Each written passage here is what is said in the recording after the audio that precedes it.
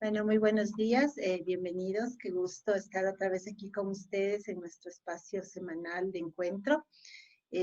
Primero que nada, pues esperando que se encuentren muy bien, estén tranquilos y que esta semana sea una semana productiva. De hecho, esta es una semana muy especial porque el mes de junio en general es un mes muy energético, es un mes para reflexionar, es un mes para buscar un poco eh, lograr mejorar tus energías y tu postura ante la vida.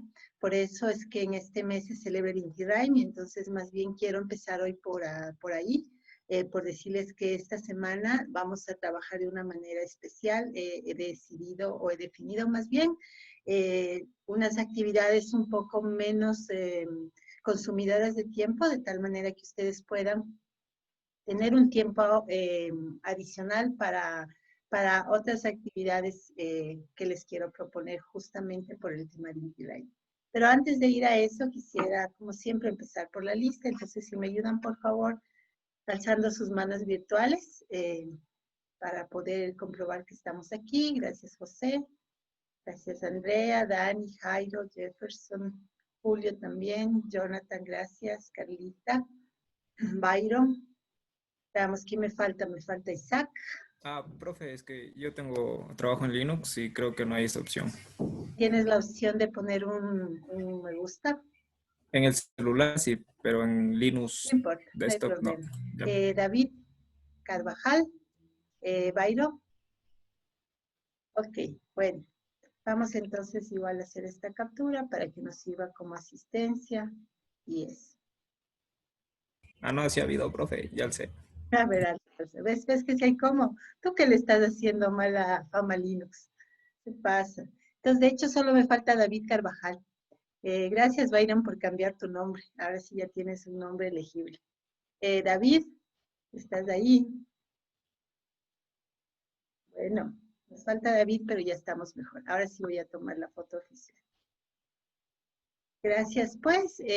Podemos bajar la mano. Y quiero empezar ahora, vamos a ver un poquito el orden. Hoy vamos a empezar eh, revisando el aula virtual, ya les voy a decir por qué razón. Solamente déjenme cambiar acá el rol para que tenga la vista del estudiante. Me avisan, por favor, si es que hubiera problemas con la presentación más bien dicho, con la compartición de pantalla. Entonces, bueno, esta semana entramos al capítulo 2. Entonces, el capítulo 2 se denomina calidad de producto de software, pero quería venir acá primero porque quería indicarles que el video que hemos posteado, más bien dicho, para este capítulo, tiene que ver justamente con lo que les estaba diciendo al inicio, ¿no? Con el hecho de que es importante, o les recomiendo más bien que estos días se sintonicen de aquí hasta el domingo, que es 21, con la celebración del Inti Raymi porque marca un cambio energético en vista del equinoccio. Para los países del sur es el equinoccio de invierno, para los que están al norte es el equinoccio de verano, para nosotros que estamos en línea ecuatorial es simplemente el equinoccio, ¿no? Entonces es el día que el sol se encuentra más recto y más cerca de nosotros y eso marca una posibilidad de como digo, de una limpieza, de una energización, de algunas cosas que puedes aprovechar en estos días para trabajar en ti mismo, en tu calidad de vida. Entonces quería empezar mostrándoles, compartiéndolos para aquellos que tal vez todavía no lo han visto, este video que preparó la rectora de la Poli en vista de que este año nosotros somos los priostes del Inti Raymi de las universidades. Entonces se los voy a dejar para que lo veamos juntos. Y no hay como postergar el priostado hacer Hay el otro todo, año. ya hablamos de eso. Sí. Me quedé picado. No se Viva el escucha Inti nada. Raymi, ¿no se escuchan? No, yo quisiera igual compartir un video porque mi pueblo también es muy tradicional, es algo pero en honor a Juan. Dale, después de este lo vemos.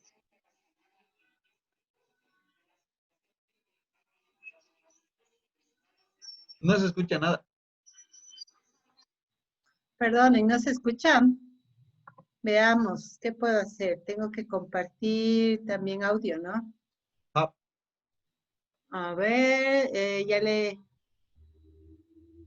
quité. Eh, a ver, ¿cómo se me ocurre? Tal vez lo podemos ver entonces desde el Facebook. De paso les muestro el Facebook de allá. Y porque para aquellos que no lo hayan visto, aunque creo que el problema es que no estoy compartiendo. Sí me escuchan a mí, ¿verdad? sí, usted sí lo escuchó. Ya, bueno, veamos si funciona desde acá, pero se me hace que yo necesito usar esta opción de compartir sonido de la... Qué raro. En configuraciones puede verlo. Ajá, debería, sí. Pero bueno, veamos si lo podemos ver desde acá. Esta es la página del Inti Raymi oficial de las universidades que estamos manejando nosotros, la Poli, este año. Y sí, vamos a entregar el priostazgo el domingo, porque pues así ¿Y resulta. quién van a entregar, profe? Eso tenemos que ver en domingo. El nuevo prioste ya está aceptado y todo, pero el día domingo va a ser el anuncio y va a ser la entrega. Vamos a ver. ¿Quién va a hacer Mazapamba? Pamba Mesa. Pamba Mesa, perdón. También. Lo vamos a hacer todos, pero en virtual, en vista de que ya, pues, así nos tocó. Entonces, le estoy buscando aquí el video de la rectora que tenía bastantes. Bueno, aquí como ustedes ven, tienen bastante contenido y sobre todo tienen la agenda de esta semana que ya se las voy a mostrar. Y sí, vamos a compartir el video que el compañero nos quería compartir también. Pero, ¿dónde estará el video de la señora rectora? No lo encuentro. A lo mejor desde acá sí se deja ver mejor. Profe, yo me acabé de conectar. Creo que no me puse en lista. Ya te tomo la lista más luego. Déjame salirnos de esto que les quiero mostrar.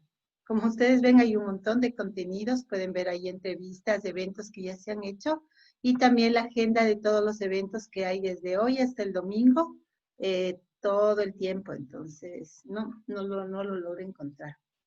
Me voy a rendir, creo. Entonces, ¿cómo les podría mostrar acá? ¿Qué es lo que me está faltando? Porque yo sí lo escucho bien. Entonces, ustedes ahorita no tienen audio. No tienen audio entonces, chicos. Sí se escucha algo. Algo, pero muy bajo. Sí, se tiene que ir a View Options y share audio. Pero en el video o en el... En el Zoom. El Zoom, ¿no es cierto? Y en el Zoom lo que yo necesito es compartirles a ustedes... Ah, ya sé lo que ustedes necesitan. Ok, ahí va, ahora sí.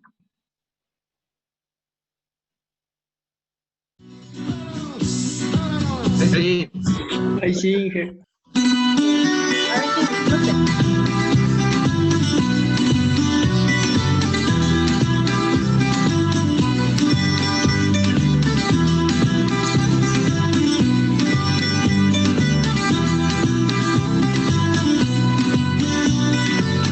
La Escuela Politécnica Nacional es prioste de la celebración del Inti Raymi de las universidades y diversidades en el año 2020. Por eso invitamos a toda la comunidad universitaria a participar de la serie de eventos que se han organizado en el mes de junio para la conmemoración del Inti Raymi, que es la fiesta más importante de los pueblos originarios de los Andes y que además ahora trasciende los espacios en que normalmente se celebraba. Por la situación que estamos viviendo este año, no podremos bailar, cantar, zapatear en las calles, pero el espíritu de la conmemoración está presente, más fuerte que nunca, porque además esta situación ha revelado esas situaciones complejas que tenemos entre las actividades humanas y nuestras incidencias sobre la naturaleza, y nos debe llevar a pensar cuál es nuestro papel en el mundo en este momento y cómo debemos desarrollar esas actividades. También nos debe llevar a agradecer la vida, los alimentos y la comunidad.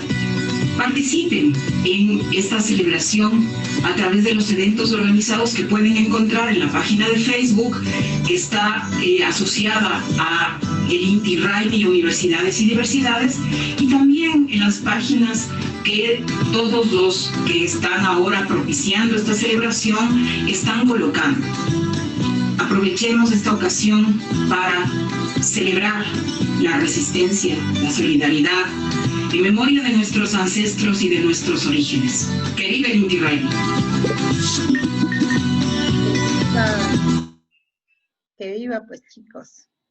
Entonces, esa es la invitación, la tienen ustedes acá en el aula, para que nos unamos, ¿no? Somos priostes, así es que vale la pena. Les voy a mostrar rápidamente la agenda. ¿Me avisan si pueden ver el Facebook que tengo en pantalla? Sí, profe. Ya, chévere, gracias. Entonces, acá ustedes tienen la agenda de esta semana. Entonces, todos los eventos son virtuales y la idea es que en Minga, todos, estudiantes, profes, todos los que trabajamos en la poli, estudiamos en la poli, pues estemos ahí, ¿no? Hoy a las 5, mañana a las 5, a las 6:30 también, el jueves a las 11, el jueves a las 4. El viernes, este evento del viernes es un evento especial para nosotros, porque este evento es organizado por AYPN, que es la agrupación de los compañeros estudiantes que son de comunidades indígenas. Entonces ellos están pues organizando el evento del día viernes desde las 5:30. Van a haber varios expositores y los mismos compañeros del grupo Ayo van a ser pues los presentadores del día viernes a las 5:30. Y el evento principal que ya estábamos conversando, bueno, también hay un evento el sábado de Casa de la Cultura, porque somos como 16 organizaciones que estamos participando del Inti Raymi en este año y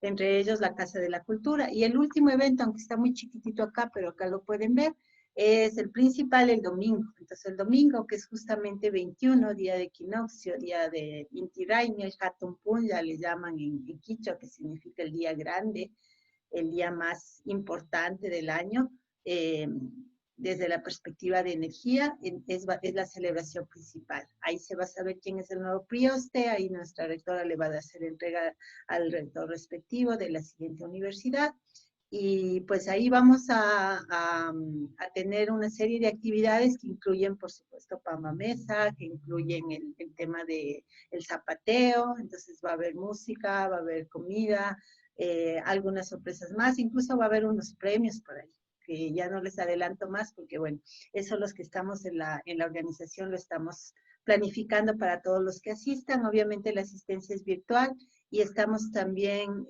promocionando el Inti Raymi desde casa, por justamente los temas de que la celebración se trata sobre todo de agradecer por la vida, de agradecer por las bondades de la naturaleza, y también de ser conscientes de las responsabilidades que tenemos, ¿no? Con la naturaleza, con la vida de los otros seres y con nuestra propia vida. Entonces, bajo esa concepción, mal podríamos nosotros impulsar que tomamos decisiones que puedan afectar nuestro propio bienestar o salud. Entonces, por eso queremos que todo el mundo celebre, pero que lo celebremos en casa y un poco también desde adentro, ¿no? Entonces queremos que sea una celebración un poco más interna, un poco más sentida, un poco más también íntima, en el sentido de con la gente que tú habitas, con tu familia o con las personas con las que estés viviendo. Y si estás solo, pues también aprovechar para hacer una celebración más personal, más profunda, si se quiere. Entonces, bueno, ¿alguien estaba en lista? ¿Quién era? Vamos, voy a tomar. Yo, David Carvajal, profe. Hola, David. ¿Y tú, David, eras quien querías presentarnos un videito o quién dijo? Sí, si es que quieren. Claro, lo vemos. Entonces, Byron Pawai dice si hay permiso. Claro, el domingo tienes todo el permiso del mundo para para ver todo, ¿no? Y si se te cruza con clases, todo queda grabado en el Facebook, ¿no? Entonces siempre puedes regresar los ratitos que tengas chance y revisar. Está abierto la compartición para que lo puedas compartir. Si es que nos quieres compartir, ya me olvidé quién era, David. David, Ya, dale. ya, profe. Pero sí es apto para todos los ojos. Claro, sí es de Por pueblo, si pues, acaso, profe. Es porque de pueblo esto. esto es improvisado, verán, yo no sé qué vamos a ver tampoco, así es que... O sea, es un video que hice en honor a mi familia porque Sí, ya está viniendo. me No te gusta olvides de participar. compartir el sonido, que era lo que me faltaba a mí hacer. Creo que no sé si escuchan, pero bueno, este video es de honor a mi familia porque le encanta participar en el estado de mi barrio. Y este año que pasó fue mi familia. Como este año no se puede dar, no sé si escuchan. Sí, sí se escucha.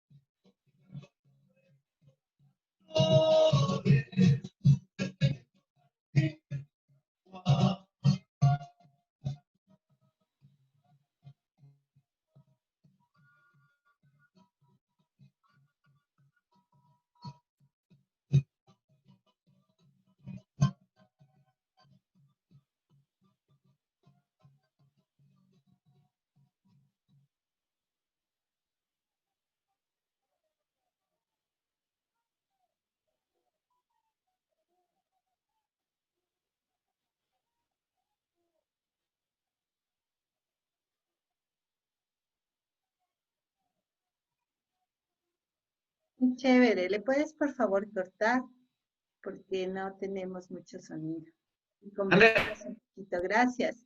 Eh, Cuéntanos, ¿en qué ciudad, en qué lugares se grabó esto? esto es en el Valle de Comayá, profe. Esto se celebra todos los años en el barrio de ¿Y qué, es y qué, un y qué celebración es? O sea, ¿cómo se llama? al, a los San Juanes, San Juan. fiesta en honor a San Juan Bautista. Sí, qué chévere. Entonces, todos los años hay priostes, capitanes, y hay una comparsa de cientos disfrazados, hay juegos técnicos, todo el pueblo come, todo el pueblo bebe y todo el pueblo disfruta.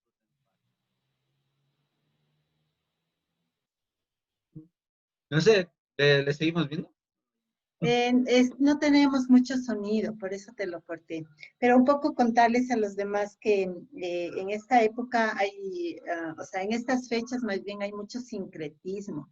El sincretismo es básicamente eh, estos, digamos, fusiones que se van dando de una manera orgánica, es decir, van sucediendo por sí mismas, cuando se van mezclando distintas culturas, distintas tradiciones, ¿no?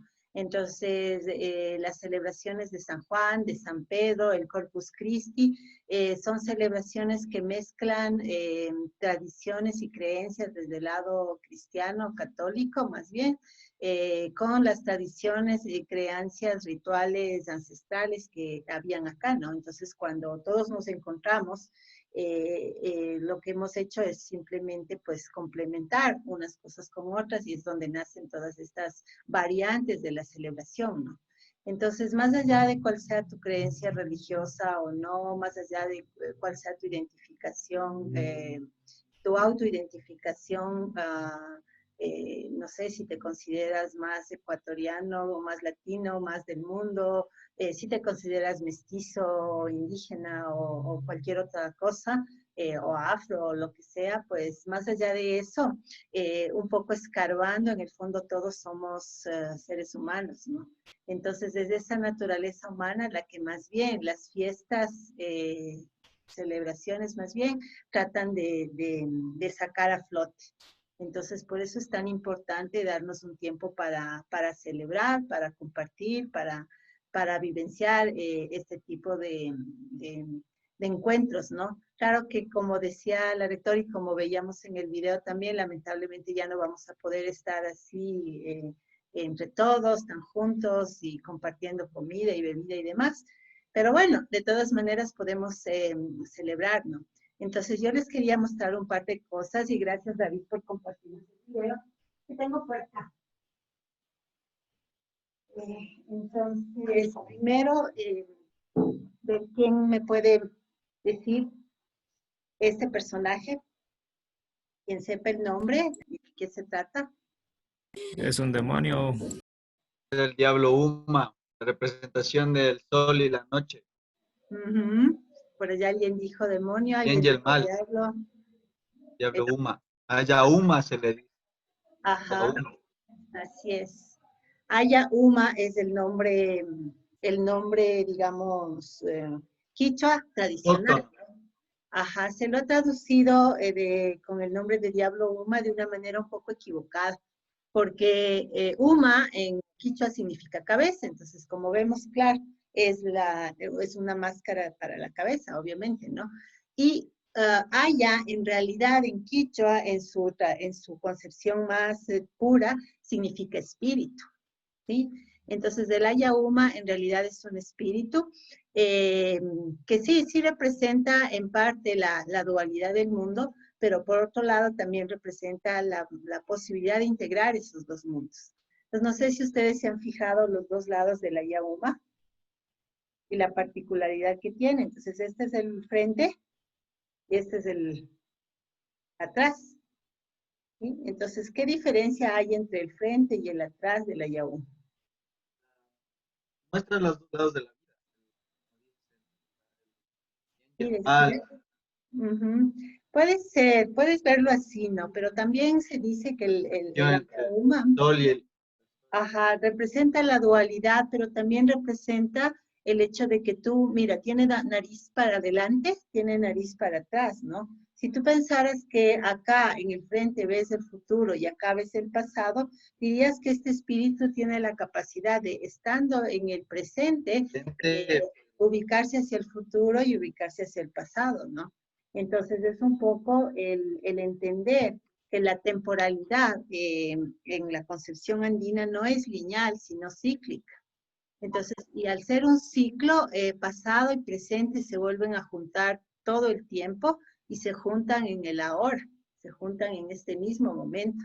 Es decir, todo lo que nosotros, cada uno de nosotros, cada uno de ustedes ha vivido en el pasado, lo estás trayendo contigo a este mismo instante, a este presente. Y todo lo que aquí se está generando, a su vez está gestando el futuro de cada uno de nosotros, ¿no?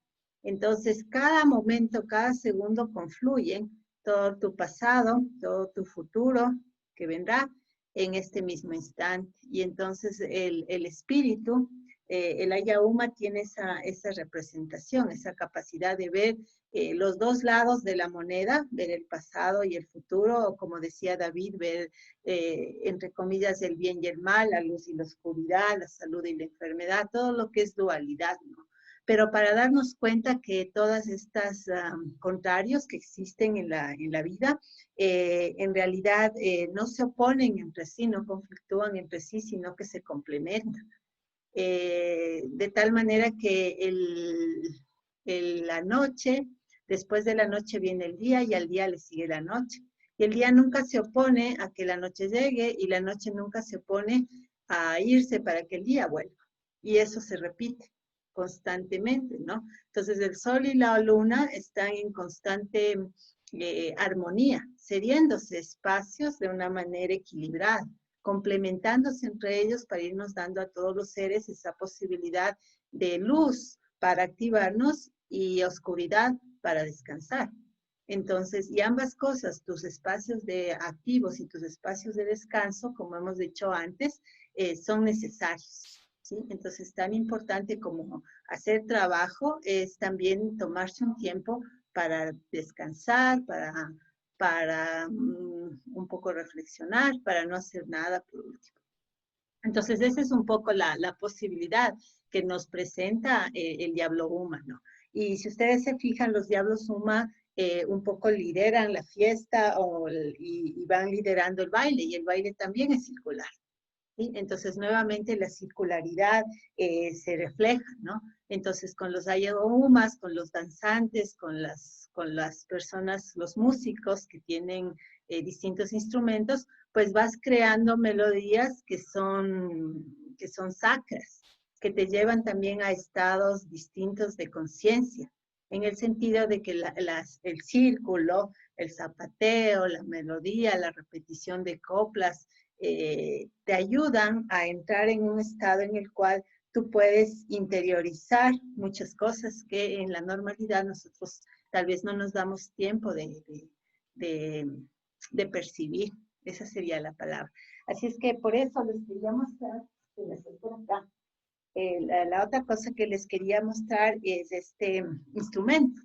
Este es un tambor ceremonial, entonces tiene algunas características propias, ¿no? De un instrumento que es un instrumento, como digo, para hacer rituales, ¿no? Entonces acá está dibujada la chacana, que es la cruz andina, algunos le llaman, que básicamente va representando los 4 puntos cardinales y va teniendo una simbología en sí.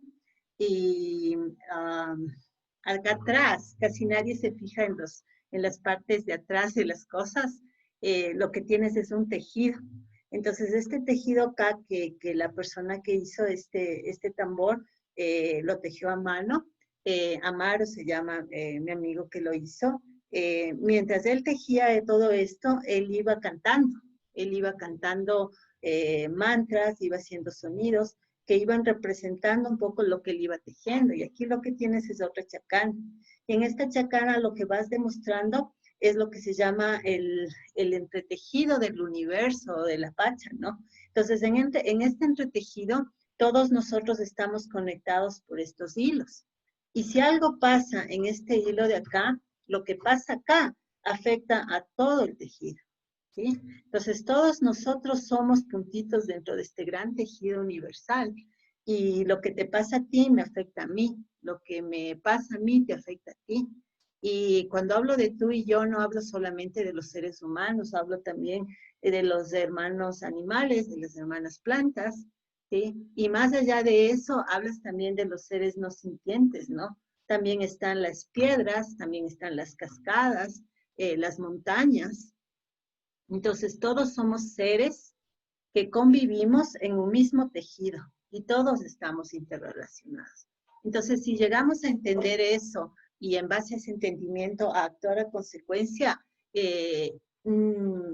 nos abstendríamos de hacer cosas o de dejar de hacer cosas que afectan a este gran tejido universal. Entonces, de eso hablan los instrumentos cuando tocan, de eso hablan las coplas cuando se cansan, de eso hablan los cuerpos cuando danzan, ¿no? No solo en el Inti Raymi, sino en general. Inti en quichua es el sol, Raymi significa celebración. Entonces, esta celebración, más allá de que es chévere encontrarnos un montón de gente y comer y beber y cantar y bailar, más allá de todo eso que sí es importante, está significando aún más profundo, más espiritual. Entonces, el símbolo de mi tambor, me pregunta Jefferson. Bueno, este tambor es otra vez una cuestión sincrética, es una fusión, porque cuando mi amigo me preguntó qué quería yo en mi tambor, entonces yo le pedí que es el símbolo de Om. Este símbolo representa la vibración universal. Entonces, la vibración universal es básicamente el sonido que está detrás o la energía que está detrás de todo lo que existe y de lo que no existe también. Entonces, a la final, se asume que todos nosotros somos, todo lo que se ve, todo lo que no se ve también, es a la final energía, y esa energía nace de una vibración. Entonces, este símbolo trata de representar el OM, OM, trata de representar a esa vibración. Entonces, yo le pedí ese símbolo, pero es un poco la particularidad de este tambor. Entonces, para no hablar mucho, bueno, alguien pregunta algo más, voy a ver. Ah, sí, ya les dije. El Dharma, alguien pregunta, bueno, podríamos hablar toda la clase de todos estos temas y vamos a seguir conversando, ¿no? Dharma es en cambio una palabra sánscrito también que significa conocimiento, ¿sí? Entonces, cuando tú tienes, por ejemplo, en las tradiciones budistas, la transmisión del Dharma, eso significa que la persona que ya ha logrado entender ese conocimiento, que sería el maestro, ve que un estudiante o discípulo está ya también en la posibilidad de lograr el entendimiento. Y entonces cuando se siente que esa persona está lista para lograr el entendimiento, el maestro le transmite el Dharma. Es decir, le transmite ese conocimiento o información si quieres. Entonces, la palabra Dharma no es más que eso, no es más que el conocimiento de las reglas universales que permean todo lo que existe. Entendiendo que estas reglas universales están más allá incluso de las reglas físicas de la naturaleza. Entonces, todo esto es muy hablado, pero es importante tratar de tal vez sentirlo desde adentro, ¿no?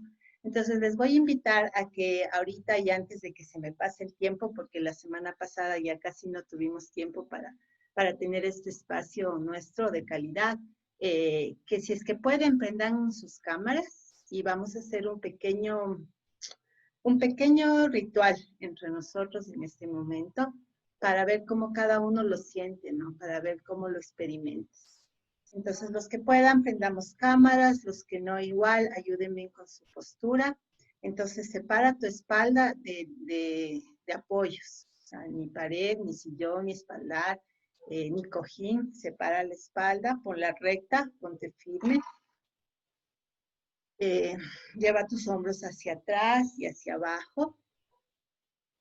Vas a colocar tus manos de esta manera, con las palmas hacia arriba para hacer conexión al cielo, en tus muslos, de una manera cómoda. Entonces pueden ir a la mitad de tus piernas para que estés cómodo. Y vas a alzar tu mentón de tal manera que quede paralelo al piso o al asiento en donde estás. Y puedes bajar ligeramente la mirada, pero sin bajar la cabeza. Entonces no te debes ver así, ni te debes ver así. Entonces la cabeza está siguiendo la línea de las eje X. Tu mirada puede bajar ligeramente. Y como lo sientas, puedes mantenerte con los ojos abiertos, semicerrados, o dejar que tus párpados caigan. Eso ya dependerá. Entonces lo que vamos a hacer es tratar de conectarnos justamente con este sonido OM, que es el que representa todo ese conocimiento y esa vida que existe. Y lo vamos a hacer a través de justamente lo que nos quiera hoy cantar el tambor. Entonces eso yo no lo sé, eso tampoco no lo sabemos, pero será lo que tenga que ser. Entonces se dice que este instrumento, bueno, más bien dicho, la percusión, el instrumento de más abajo, el que hace el sonido base, es el tambor, ¿no? Que puede ser este o puede ser de otro estilo también. Y entonces el tambor va marcando ritmos como este, ¿no? Y estos ritmos van representando los sonidos de la naturaleza. Entonces ya cada uno verá este sonido a qué te trae, ¿no? Tal vez si cierras los ojos y pones atención al sonido, el sonido te diga algo, ¿no? Tal vez te recuerde alguna situación, algún evento, algún lugar en particular, algún espacio, ¿no? También el tambor puede ir marcando los sonidos vitales nuestros, ¿no? Por ejemplo, podría ir marcando el sonido del corazón.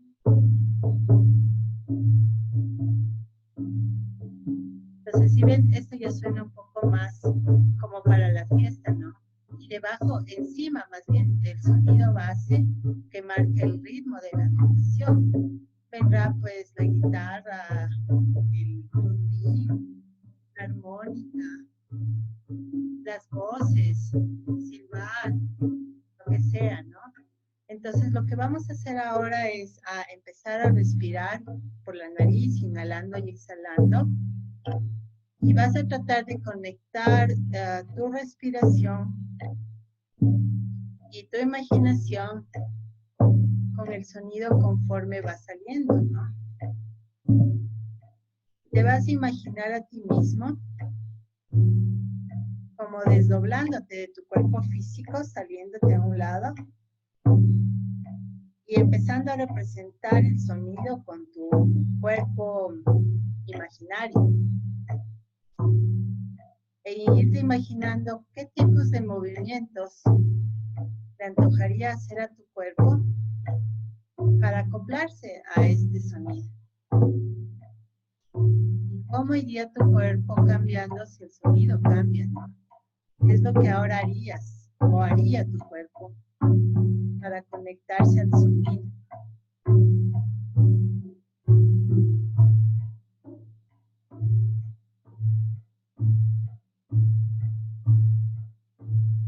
Entonces, trata de establecer, como digo, un vínculo entre tu conciencia en este momento y la vibración, el sonido que viene del tambor y de lo que suceda ahora, de lo que te venga a la cabeza como recuerdo, como emoción.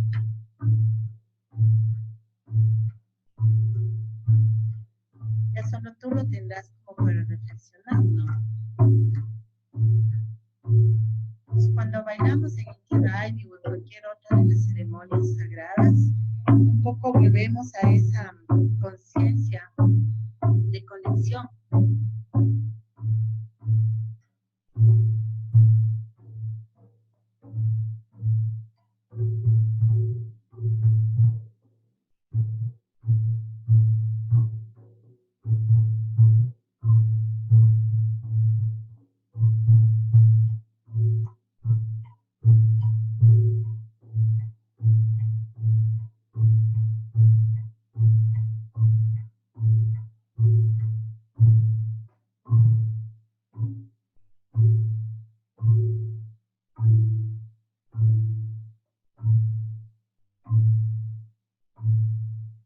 Tal vez es tu corazón el que quiere conectarse con el sonido, tal vez es tu respiración, tal vez, como decías, ese cuerpo imaginario tuyo que quiere danzar, que quiere expresarse. A veces nos limitamos mucho, ¿no? A veces nos ponemos barreras mentales. Y no hace falta. Es mejor regresar a lo que es más natural, a lo que es más intuitivo en ti.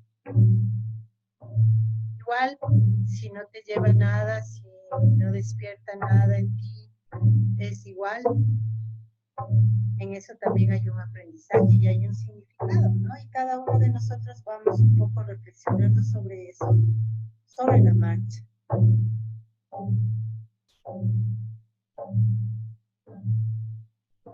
Ahora, si tenías esa figura imaginaria tuya, la vas a regresar.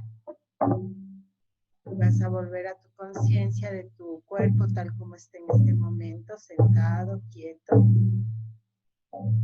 Lo vas a mantener ahí quieto y vas a continuar inhalando y exhalando por la nariz.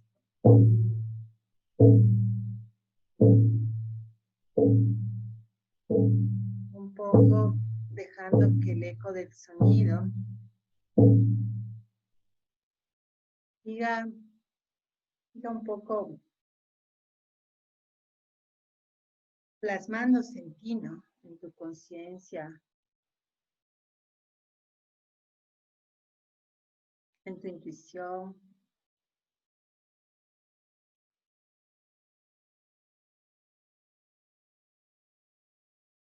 A veces dejamos que ese caos mental, que ese bullicio, ese montón de ideas, de pensamientos nos abrume.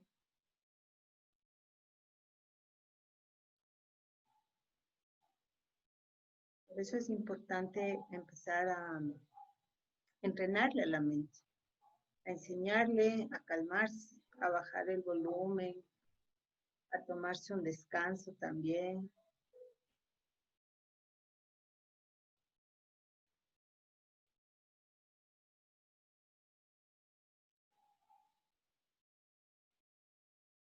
Cuando le bajas el volumen a la mente, te vas a dar cuenta que empiezas a tener otro tipo de información que viene a ti de otro lado, que ya no es tu mente. No sé si es tu corazón, no sé si es tu conciencia. Y de ahí empiezan a surgir decisiones, soluciones.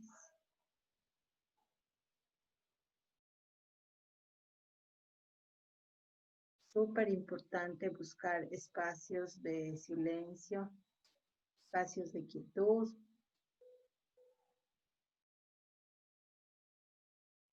Sobre todo cuando el entorno externo es complicado, como es ahora, ¿no? Con tantas cosas que estamos viviendo o sobreviviendo.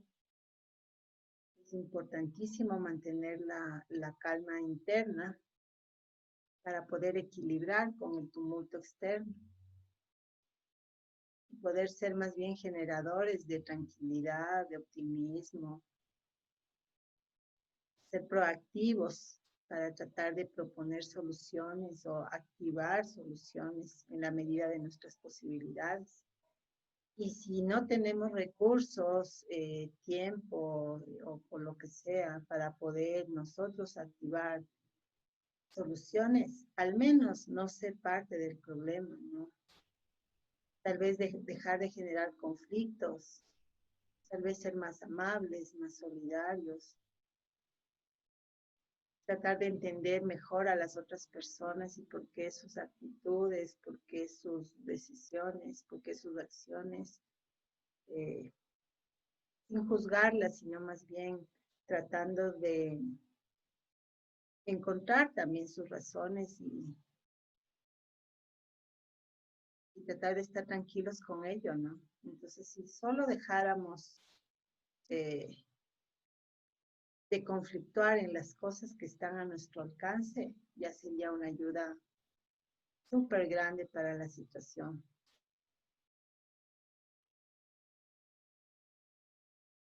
Evitar disgustarse, alzar la voz, molestarse, criticar.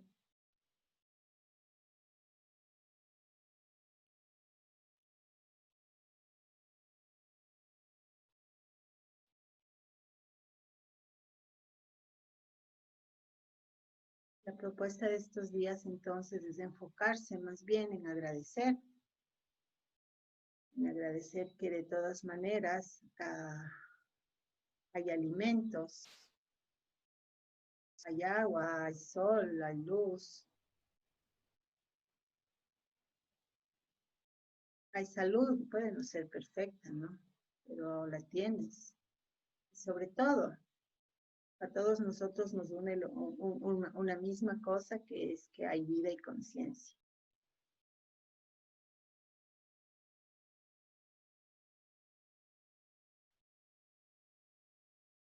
Vas a inhalar profundamente, entrando mucho aire a tus pulmones, y al exhalar, vas a exhalar despacito por la boca, como soplando, como sacando todo lo que no haga falta que esté ahí,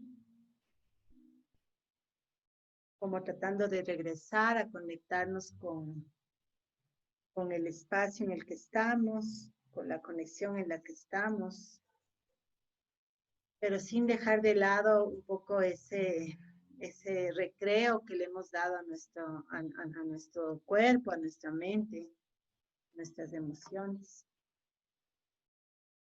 Y ahora sí quisiera preguntarles, depende mucho de cómo ustedes lo vayan sintiendo, cómo vayamos nosotros estructurando esta clase, porque este espacio es un espacio co-creado. Se va gestando en la medida en que todos nosotros vamos aportando nuestra propia energía, ¿no? Entonces, a veces puedes no intervenir, puedes no decir nada, pero ya un pensamiento que tú tienes de cierta cosa que debería hacerse o no debería hacerse, de cierta actividad que debería durar menos o debería durar más, ya eso va configurando el espacio, ¿no? Por eso es bueno conversar. Entonces, quería preguntarles si es que alguno de ustedes quiere comentar si estos pequeños experimentos de técnicas que estamos haciendo vale la pena que los continuemos, si quieren que los reduzcamos. No sé, quisiera escuchar retroalimentaciones para saber si están tranquilos con lo que estamos haciendo, aparte de obviamente continuar con nuestro estudio formal, que también es importante y también lo tenemos que cubrir. Así es que abro micrófono si es que alguien quiere hablar. Me imagino que a Gerson se le quedó la mano alzada, así es que ya se la bajé. Así de un bajar. ¿Alguien que quiera comentar? Decir cómo se siente, qué hace sentido algunas de las cosas que les he comentado. No, nadie. Seguros.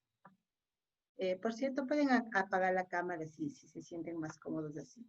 Si quieres dejar la cámara prendida también, no tengo problema. Lo importante es que nos sintamos cómodos. Entonces, bueno, voy a forzarle a alguien a voluntariamente hablar. Y ese va a ser Jefferson por ser el último que apagó la cámara. Jefferson, por favor. ¿Nos puedes dar un comentario? Como tú lo sientes, totalmente libre. Sí, buenos días, Inge. Hola, buen día.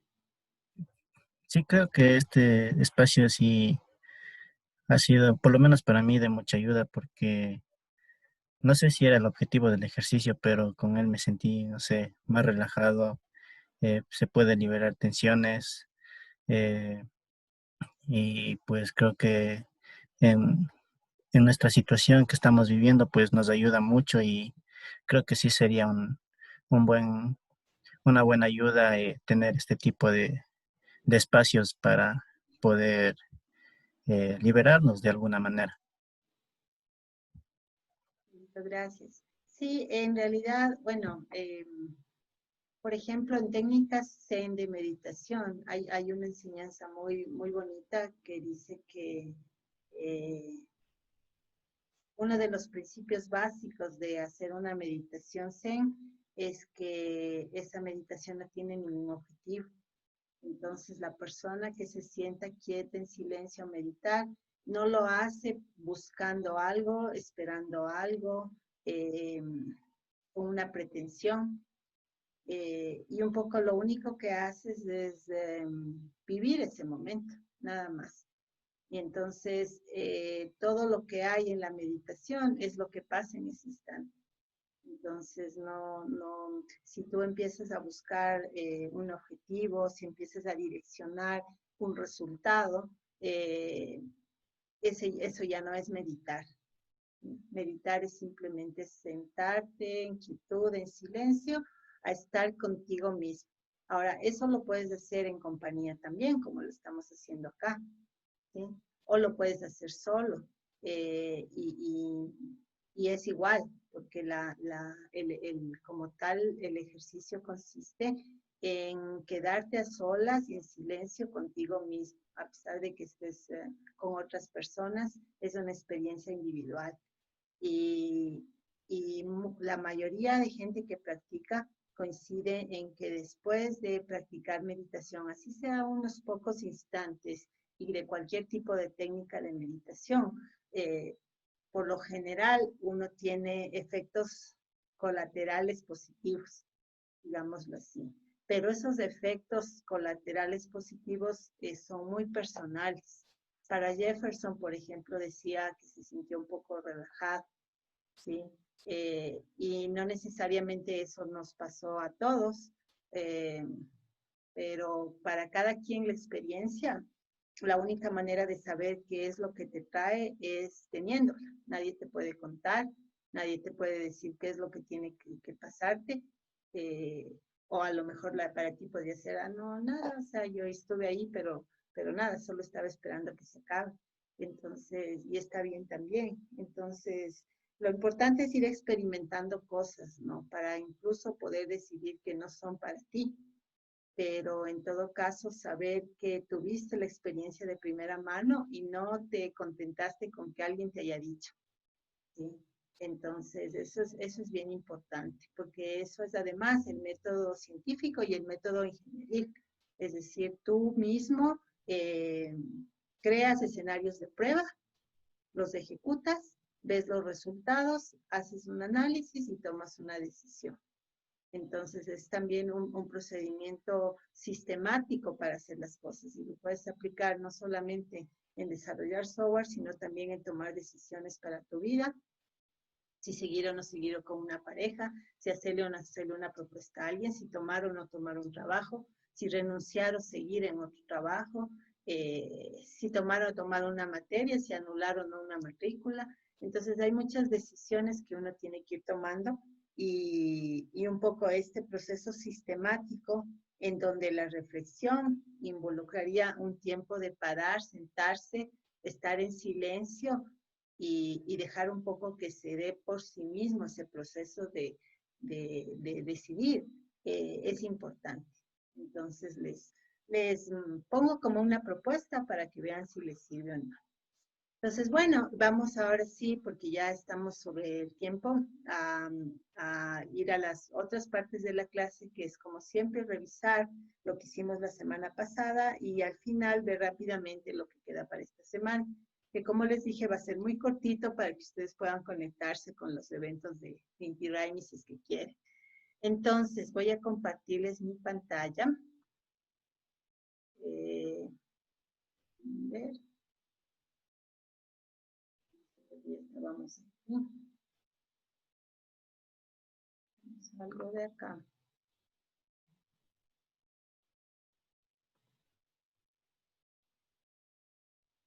A ver. Me avisan por fin si ya están viendo el aula. Entonces, estamos aquí en el capítulo 1. Sí se ve, ¿verdad? ¿Alguien que me ayude, por favor? Sí. Gracias. Entonces, en el capítulo 1, primero contarles que ya están acá las grabaciones de todas las clases anteriores. Aquí te puedes ubicar por la fecha, entonces aquí está la grabación de la clase del 2 de junio. Abajito está la grabación de la clase de la semana pasada, del 9 de junio. Y bueno, la grabación de hoy saldrá ya en la otra pestaña, porque ya cambiamos de capítulo, ¿no? Y como ustedes recordarán, para esta semana teníamos dos actividades principales. La una, el foro, en el cual había que responder preguntas muy puntuales de la parte de que estaba en el contenido del artículo, ¿no? Entonces, como eran preguntas cuantitativas, estuve hojeando, todavía tengo que calificarles y enviarles notas. Estoy un poquito retrasada por todo esto de las otras obligaciones que me han dado, pero pues tengo que igualarme con ustedes y yo espero para la próxima semana ya poder tenerles a todos sus retroalimentaciones y sus notas. En todo caso, estuve revisando, leyéndoles un poco y vi que en la mayoría de los casos, pues las preguntas eran muy sencillas, las respuestas obviamente son las correctas. De todas maneras, si quisiera que nos ayude a alguien, le voy a pedir a Julio Rosero, por favor. Que nos ayudes, Julio, con con tu micrófono. Me avisas cuando ya estés. Sí, buenos días. Hola, buen día. Primero, cuéntame, vamos a hablar solamente de la tarea del caso de Falcon 9 de SpaceX.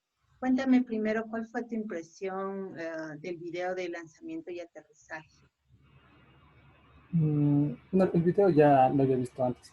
No el mismo, pero otro parecido. Entonces, creo que lo más impresionante es la forma en la que aterrizan los cohetes, porque hasta ahora nunca se había logrado eso. Ujú. Y bueno, en sí eso es lo que más me asombró.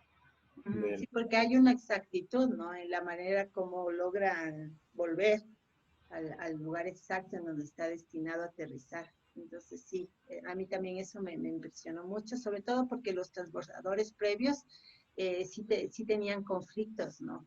De hecho, los primeros lo que hacían es caer en el océano, entonces en donde sea.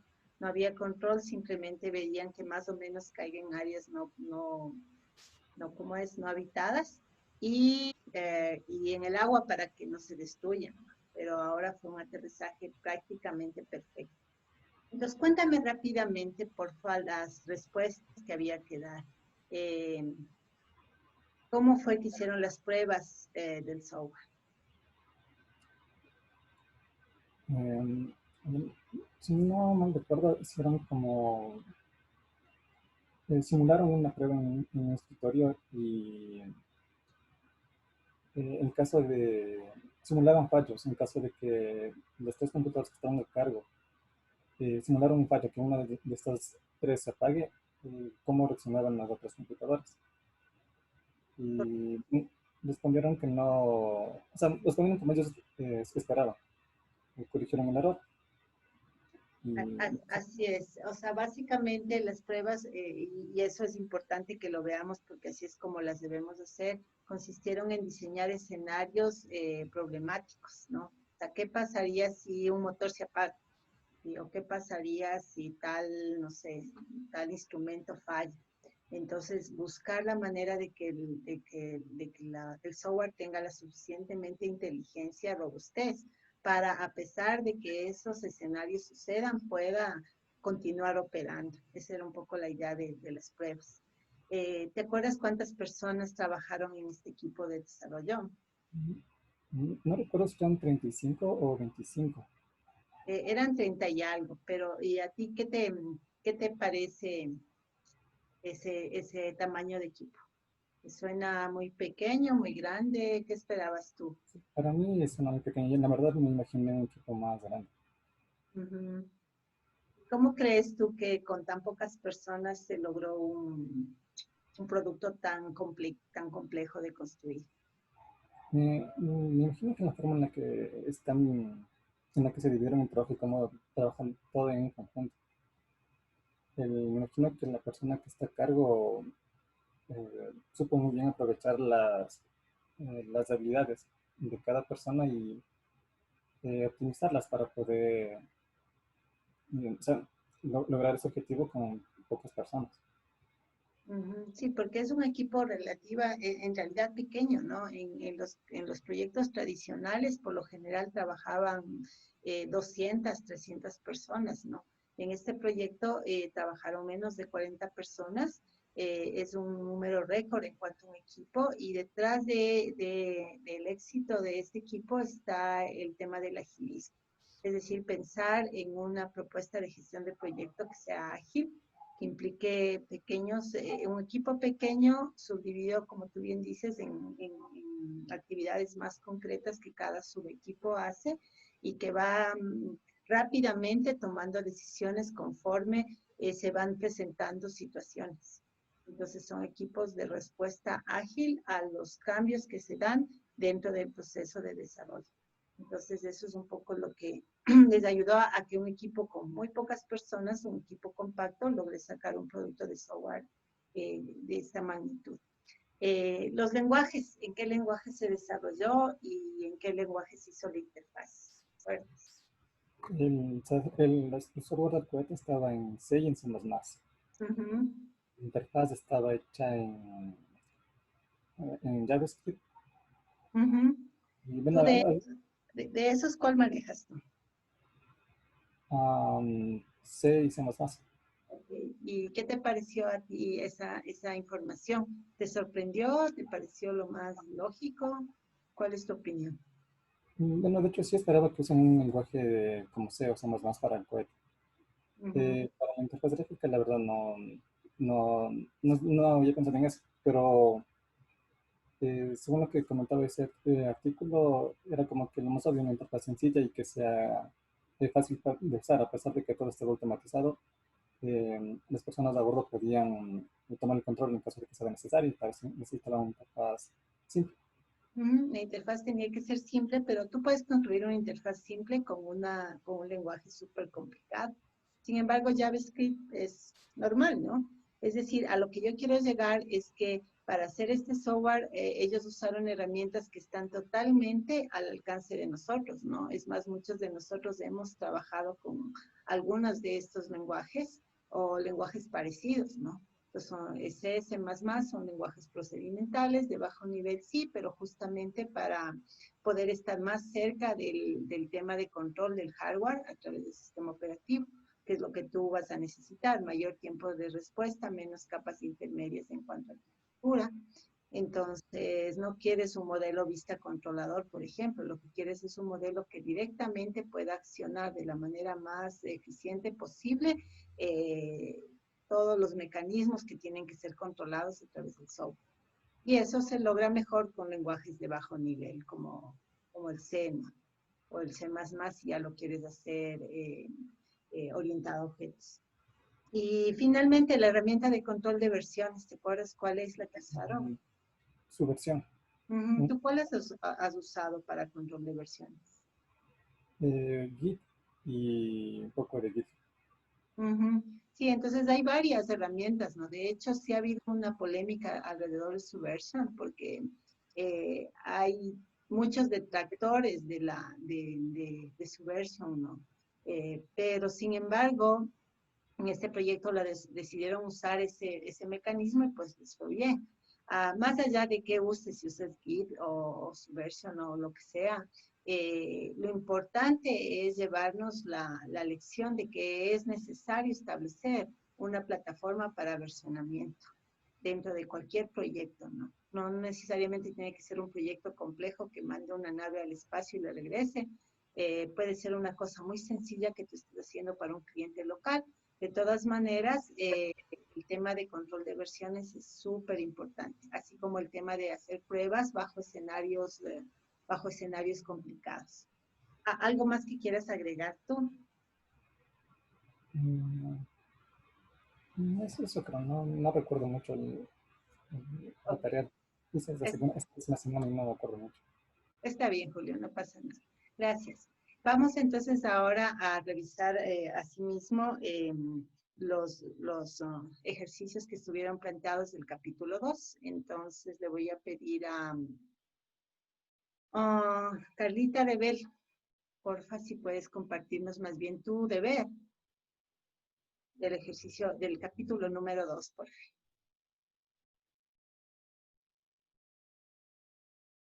Carlita, si estás ahí.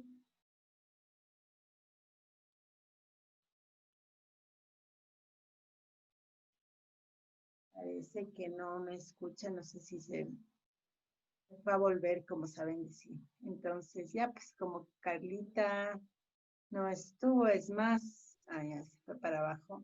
Vamos a ir con Andrea Silva, por favor. Hola, ¿puedes por favor compartirnos tu deber del capítulo 2? Claro. Gracias. Este capítulo no era un capítulo complicado, pero sí tenía un poco de información importante, ¿no? Ya lo habías compartido, vuélvelo a hacer, porque se fue. Sí, se me fue. Sí, no hay problema. Y Ya. sigue siendo información base, porque en realidad desde esta semana empezamos con ya temas nuevos, digámoslo así, que ya tienen que ver exclusivamente con modelos de calidad de software. Pero sí era importante que estas primeras 2 semanas, a través del capítulo 1 y 2 del texto que estamos usando, entremos como en ambiente y un poco pongamos ciertos elementos conceptuales de fundamento. Entonces, no nos das respuestas, más bien danos como un resumen corto de cada pregunta. Vamos a ver unas 2 o 3 preguntas contigo. Cuéntanos la primera. ¿Cuál fue la pregunta y Ya. qué respondiste tú? La primera pregunta es exponer argumentos para convencer a la gerencia que es necesario y rentable invertir en el aseguramiento de calidad de software. En resumen, mi respuesta fue que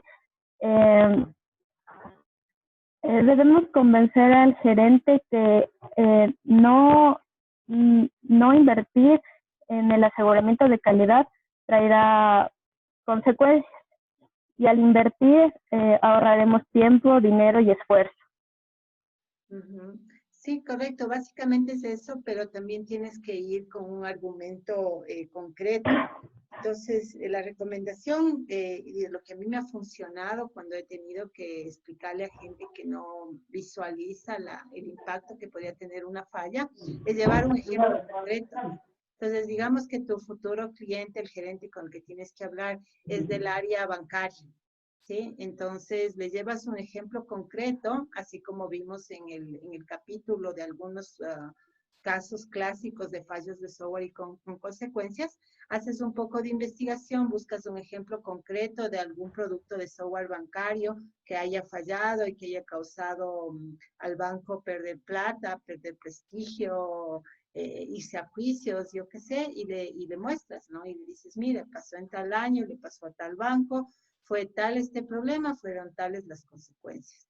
Entonces, cuando tú le presentas a la persona algo concreto con el que él se pueda relacionar, también le haces un poco reflexionar de una mejor manera con respecto a los riesgos que estaría corriendo si es que no hace la inversión, en este caso, de calidad. Entonces, sí, el argumento está bien, pero le reforzaría nada más con un ejemplo concreto que sea afín a lo que ese gerente sabe o hace. Listo, mija, vamos en la pregunta número 2. ¿Cuáles son las perspectivas que tú escogiste? Ya, en la pregunta 2 hablaba sobre describir la fórmula del costo de calidad y brindar algunos ejemplos. En el libro nos hablaba de la fórmula, que el costo de calidad es el costo de prevención más los costos de evaluación, más los costos de fallas internas y externas y los reclamos de garantías y pérdidas de costos de reputación. Puse algunos ejemplos en los costos de prevención, la contratación de expertos en las diferentes etapas del proceso de desarrollo y capacitación de los desarrolladores. En los costos de evaluación, la compra de software para análisis de código para prevenir errores y contratación de testers. Costos de fallas internas, pago de horas extras a los empleados para que realicen modificaciones por errores encontrados.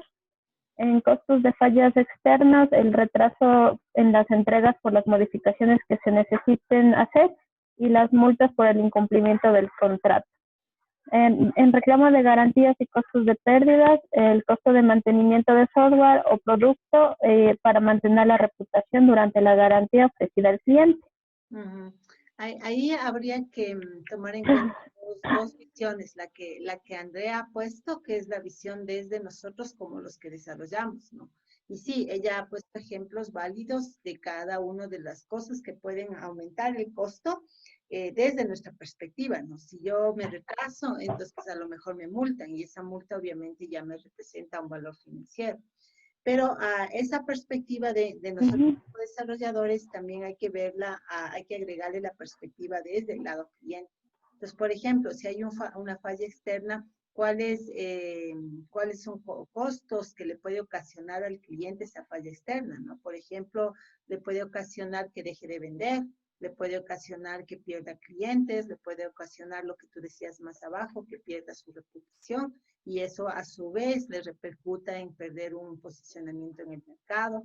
Entonces, sí podemos calcular los costos de calidad desde nuestra perspectiva como equipo de desarrollo y está bien hacerlo porque eso te va a permitir presupuestar bien el proyecto para presentar al cliente, pero también tenemos que ver los costos desde los zapatos del cliente.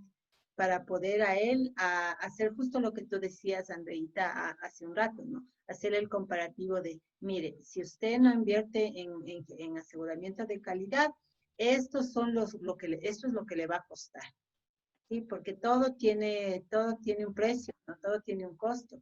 Entonces, un poco anticiparle a él qué tipos de costos detallados en todos estos rubros que el texto menciona, él tendría potencialmente problemas y eso es lo que le costaría la no calidad versus lo que le costaría la calidad y demostrarle que la calidad sí tiene un costo, pero la no calidad, el ejemplo que le dabas, ¿no? De todo lo que perdería y demás, también tiene un costo. Y entonces, a la final, invertir en calidad va a ser más conveniente costo-beneficio que dejar la cosa a la buena de Dios. Oh, no. Siempre ocurren los problemas cuando uno no prevé.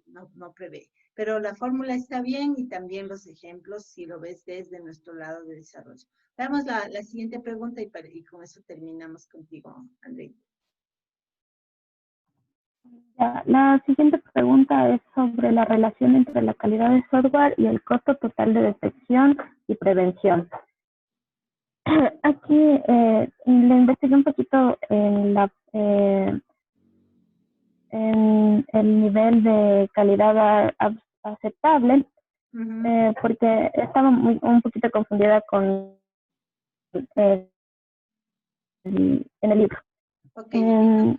Y en una página decía que los costos de control y los costos de falla tienen un punto de equilibrio. Que a mayor costo de prevención, los costos por fallas deberían reducirse. Y también al revés. Y viceversa.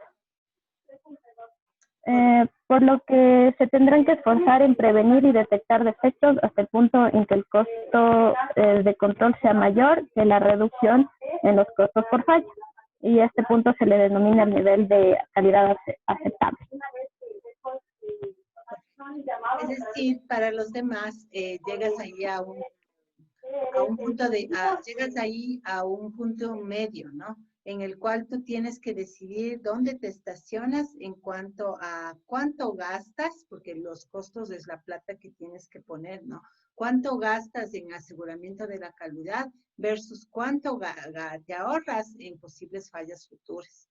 Entonces, por ejemplo, no tendría sentido gastarme, por exagerar, $25,000 en aseguramiento de la calidad, si cuando yo hago los estimados de lo que me costarían las fallas, esto me da $5,000. Entonces yo estaría invirtiendo 25,000 para evitarme 5,000. Entonces ahí no tendrías equilibrio, ahí tendrías desequilibrio. Ahora, por lo general no pasa eso, por lo general pasa al revés. Yo invierto solamente $1,000 en aseguramiento de calidad cuando mis costos por fallas podrían ser 10,000. Entonces tampoco hay equilibrio y hay el riesgo, ¿no? Por haber invertido muy poco, por haber puesto muy poco del presupuesto en la parte de calidad, estoy dejando cabos sueltos y entonces las posibilidades de que haya fallos suben y por lo tanto yo voy a tener que algún rato pagar ese costo. La tarde o temprano, no yo, sino el cliente va a tener que desembolsar ese dinero. Entonces lo que nosotros le decimos es, mire, o sea, en lugar de tener que perder dinero después, porque el producto no tuvo la calidad suficiente, más bien invierta dinero antes. Y con ese dinero nosotros vamos a hacer actividades de calidad para entregarle un producto mejor. Y entonces el punto de equilibrio es decirle, vea, usted perdería 10,000, entonces mejor en vez de perder 10,000, deme a mí 6,000. Le ahorro 4,000 y con esos 6,000 yo le garantizo a usted que sus costos por fallas van a ser 0 o mínimo, ¿no? Nunca vas a poder garantizar perfección, pero sí cubrir las bases, cubrir los posibles fallos más importantes a través justamente, como decían en el Falcon, diseñar esos escenarios negativos, hacer pruebas, corregir, volver a probar, darte cuenta que ya lo tienes controlado en el software y entonces ya evitar ese fallo. Entonces, todo ese proceso de hacer el escenario, diseñarlo, ejecutar la prueba, mejorar el producto, tiene un costo. A eso se refiere el costo de calidad. El costo de fallo se refiere al costo de si yo no hago todo eso y el cohete me explota en el espacio, ¿cuánta plata voy a perder, no? Entonces, sí, lo que está en riesgo es perder todo un cohete espacial. Capaz que yo sí necesito, pues, invertir un poco más de plata. Entonces, el punto rojo es esa decisión que toma el cliente, asesorada por ti, de cuánta plata te va a dar para hacer calidad, de tal manera que con esa plata tú hagas lo que tengas que hacer en aseguramiento y control de calidad para minimizar la posibilidad de que él tenga pérdidas durante producción por temas de fallos. Esa es un poco la idea. Gracias, Andreita. Ahí nos vamos a quedar contigo. Entonces vamos a revisar, gracias, con una persona más. Le voy a pedir a Jonathan Vilatuña que por favor nos compartas tu tarea.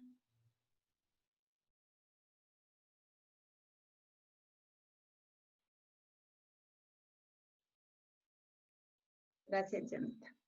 A ver si te podemos escuchar también. Ya. Ok, hazle un poquito más grande, por favor. Y trabajemos desde la pregunta siguiente. ¿Cuál nos tocaría?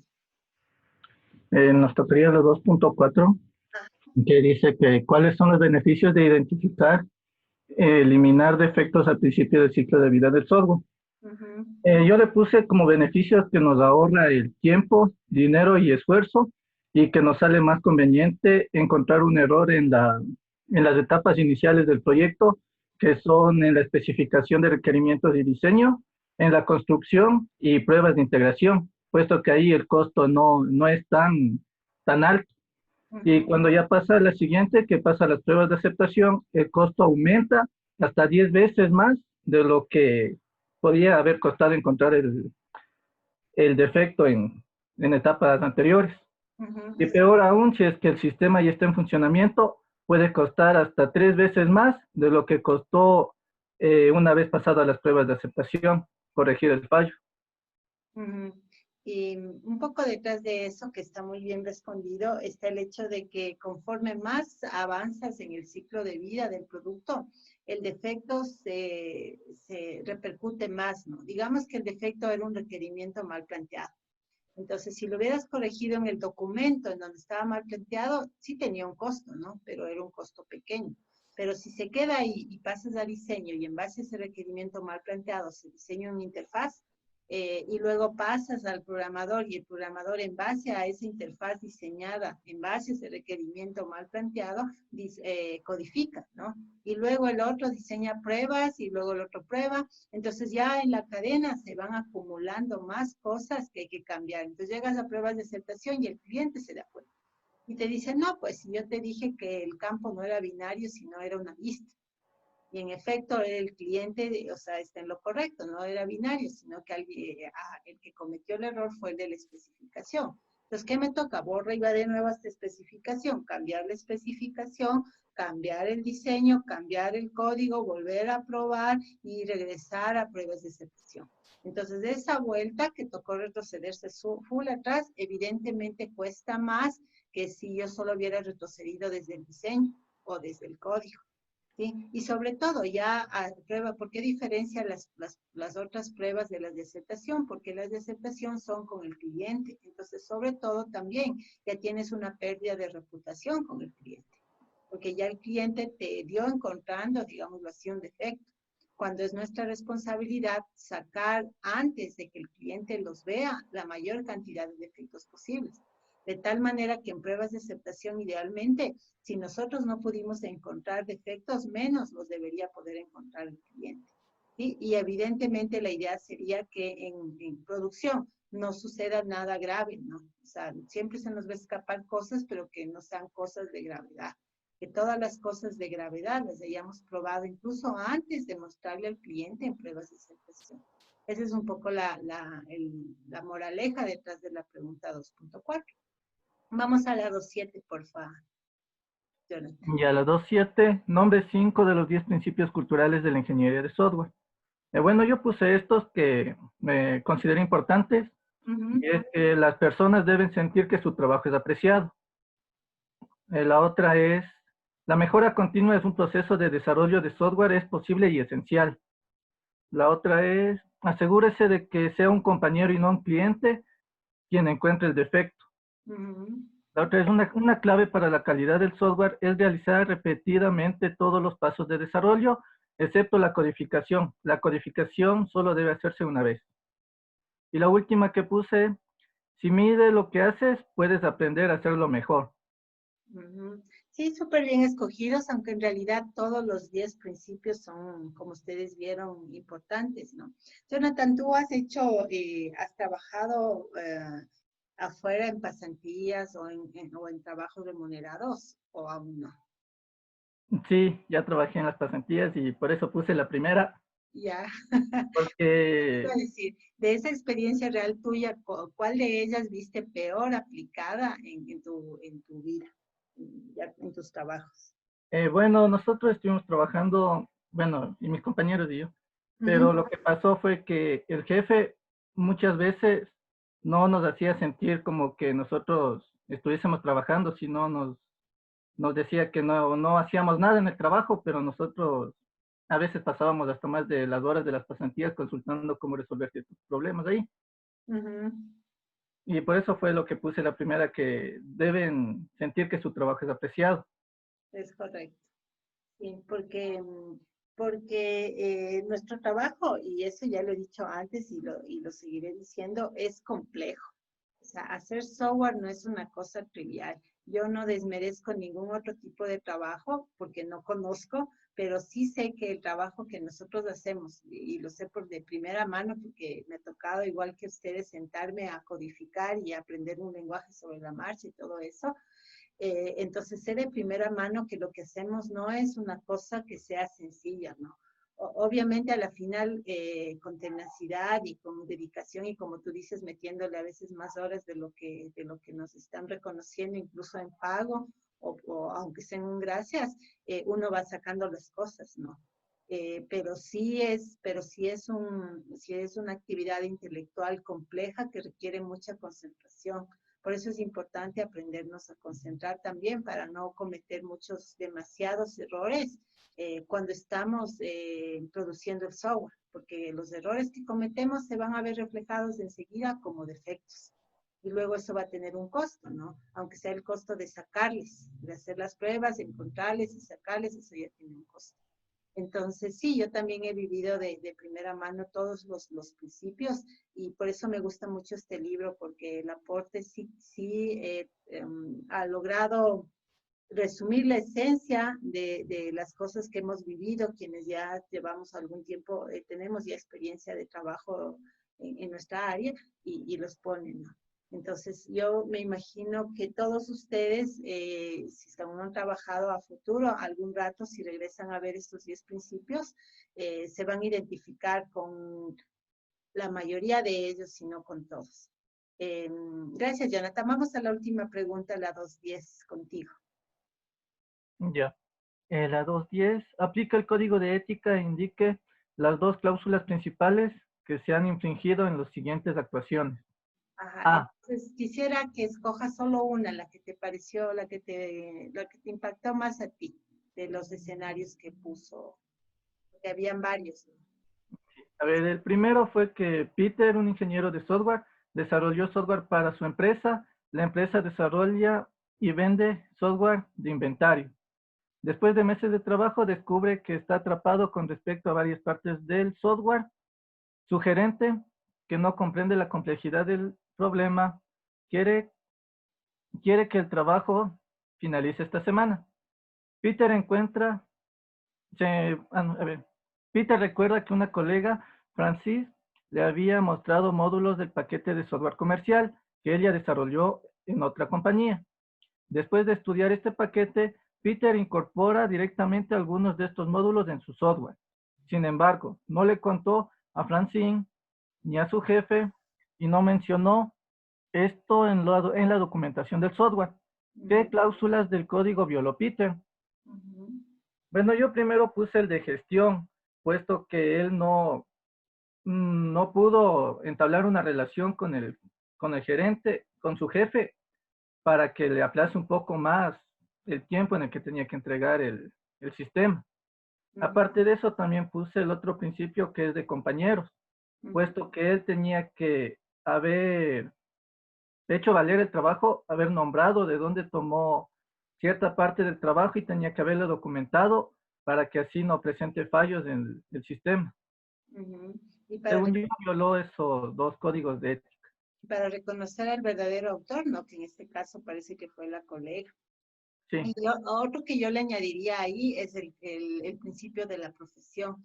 Recuerden que el principio de la profesión, el código de ética, lo que te dice es que todos nosotros somos responsables de mantener la reputación de nuestra profesión como ingenieros y que una actitud equivocada de uno de nosotros nos afecta no solamente a esa persona, sino afecta a toda la profesión. Especialmente en nuestro medio latino, tendemos mucho a generalizar, ¿no? Entonces, si una empresa de software le queda mal a un cliente, el cliente ya dice que todas las empresas de software son irresponsables. O si un empleado le queda mal a una empresa, entonces ya el empresario dice que todos los de software son irresponsables. Entonces es importante darte cuenta que tú eres representante no solamente de ti mismo, sino también de toda la profesión como tal. Y en nuestro caso, también representantes de la universidad de donde venimos, ¿no? Entonces también van a decir, ah, sí, lo que pasa es que es politécnico y los politécnicos siempre hacen eso o dejan de hacer eso. ¿Sí? Y eso es injusto, ¿no? Pero es como sucede. Por lo tanto, Peter, si es que el asunto se descubre, que es lo más seguro, porque más pronto cae el mentiroso que el ladrón, dice el dicho, no solamente va a quedar mal él, no solamente le van a despedir a él, sino que también de alguna manera la acción de él nos afecta a todos, como decía la historia del entretejido de la filosofía andina, ¿no? Entonces es importante darte cuenta que tú, cuando tú vas como profesional, estás representándote a ti mismo, estás representando a la institución donde te formaste, en este caso la Poli, y estás representando en realidad a todo el gremio profesional de los ingenieros. Entonces no es nomás de hacer o dejar de hacer cualquier cosa, ¿no? Porque parte de tu ética es eso, o sea, ponerte ese sombrero de representante de la profesión y sacar pecho por ella y salir adelante. Y sí, yo hubiera partido en realidad, no de copiarle a nadie, porque eso ya es una acción desesperada, sino de hablar con el gerente, ¿no?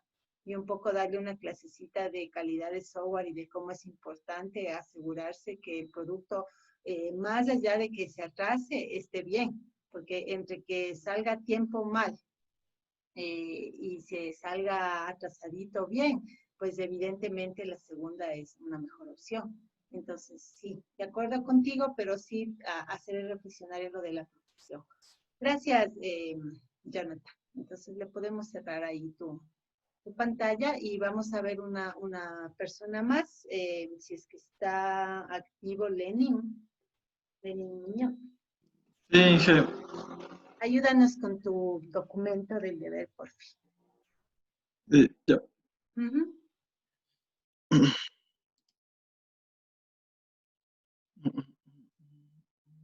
Y bueno, recuerden también de revisar siempre los tweets, ¿no? Hoy no vamos, creo, porque ya estamos sobre el tiempo, con el tiempo justo más bien.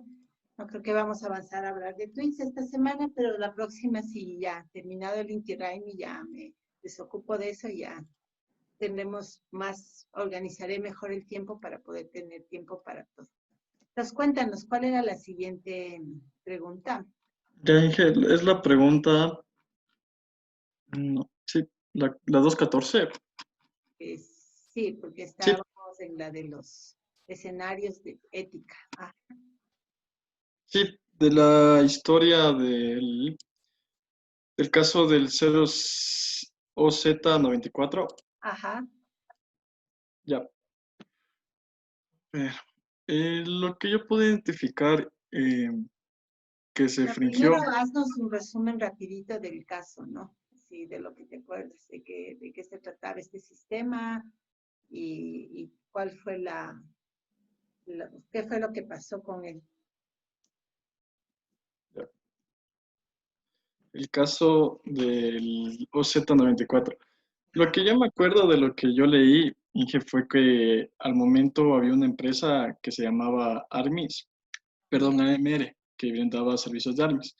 Y estas empresas vieron una oportunidad para que una persona pueda reservar una reservación de hotel o adicional a eso también pueda reservar un vuelo. Ujú. Ya, y Armis comenzó, para mí comenzó bien, o sea, hizo correctamente el contrato, pero surgieron los problemas, ¿no? Primero evaluaron costos, lo hicieron por un $1.5 y luego lo subieron a $1.39. Y yo pienso que como si yo soy el jefe de una empresa y yo contrato a alguien que me haga un software, si me varía un precio es algo muy grave, ¿no? Porque si hizo un contrato, la variación de precios se afecta al gasto de nuevo a la empresa. Y de Ujú. ahí lo que pude ver es que las personas líderes del proyecto se enfocaron más a lo que es el dinero, ¿no? Porque más, como vieron que era bastante dinero, perdieron la visión del proyecto, y la visión de que iba a ser una necesidad de satisfacción a un cliente, pero como en este caso ellos perdieron la visión, el presidente renuncia, luego atrás de él fueron 20 personas y todo se fue poco a poco derrumbando al punto de que finalmente ya tuvieron que verse contra la ley, ¿no? La empresa contratante del servicio que les contrató para que desarrollen el software les demandó porque infringieron, ya que al momento que entregaron igual el software, hubo nuevos errores y nunca se pudo solucionar el problema que ellos requerían. Ujú. Sí. Sí. Entonces se fue cada vez complicando más, se hizo bola de nieve y se fregó todo. Entonces, ahora sí cuéntanos las respuestas así en resumen. Ya, el que identifique los casos que infringieron, para mí de igual manera fueron la verdad casi todos, pero la que más denotó fue la gestión, que fue una terrible gestión. Al momento que renunció el presidente se fueron tras él 20 empleados más y tampoco existió documentación, tampoco el software, no se supo si es que presentó más fallos o no. Y no era posible de ser mantenido, ni siquiera era utilizable, ya que al momento como no fue terminado, no se podía hacer nada con el software que ellos entregaron. Claro, no servía en definitiva. Exacto. Y también lo que es el juicio, que la integridad de los líderes del proyecto solo se enfrascaron en ganar dinero y no en brindar un software de calidad. Ujú. Correcto. Y de paso ahí está el resumen de los 8 principios del código de ética, ¿no? Que es importante que todos sepamos y seguramente en la prueba de este bimestre habrá una pregunta sobre el código. Entonces, para que lo tengan en cuenta. Vamos al punto B, por fin. Ya. Yo que hubiese recomendado que hagan diferente, que los directores debían actuar según el interés público, brindar una solución a la sociedad, también compartir el interés del cliente, tener una buena gestión con el equipo para evaluar los estándares de calidad y código de ética. También ser profesionales en cada acción desempeñada en el proyecto y promover un ambiente de trabajo que se cumpla el código de ética y estándares de calidad de software. Aquí yo destacaría el punto 2 que dice Lenin, porque en este tema de que el costo era una cosa y luego cambiaron a otra, hay que ser muy cuidadosos, ¿no? Entonces, la moraleja primera es, a ver, antes de yo ir donde un cliente a darle un costeo, tengo que haber hecho mi trabajo previo de estimación para yo estar segura de cuál es el costo mío, lo que a mí me va a costar como empresa o como profesional.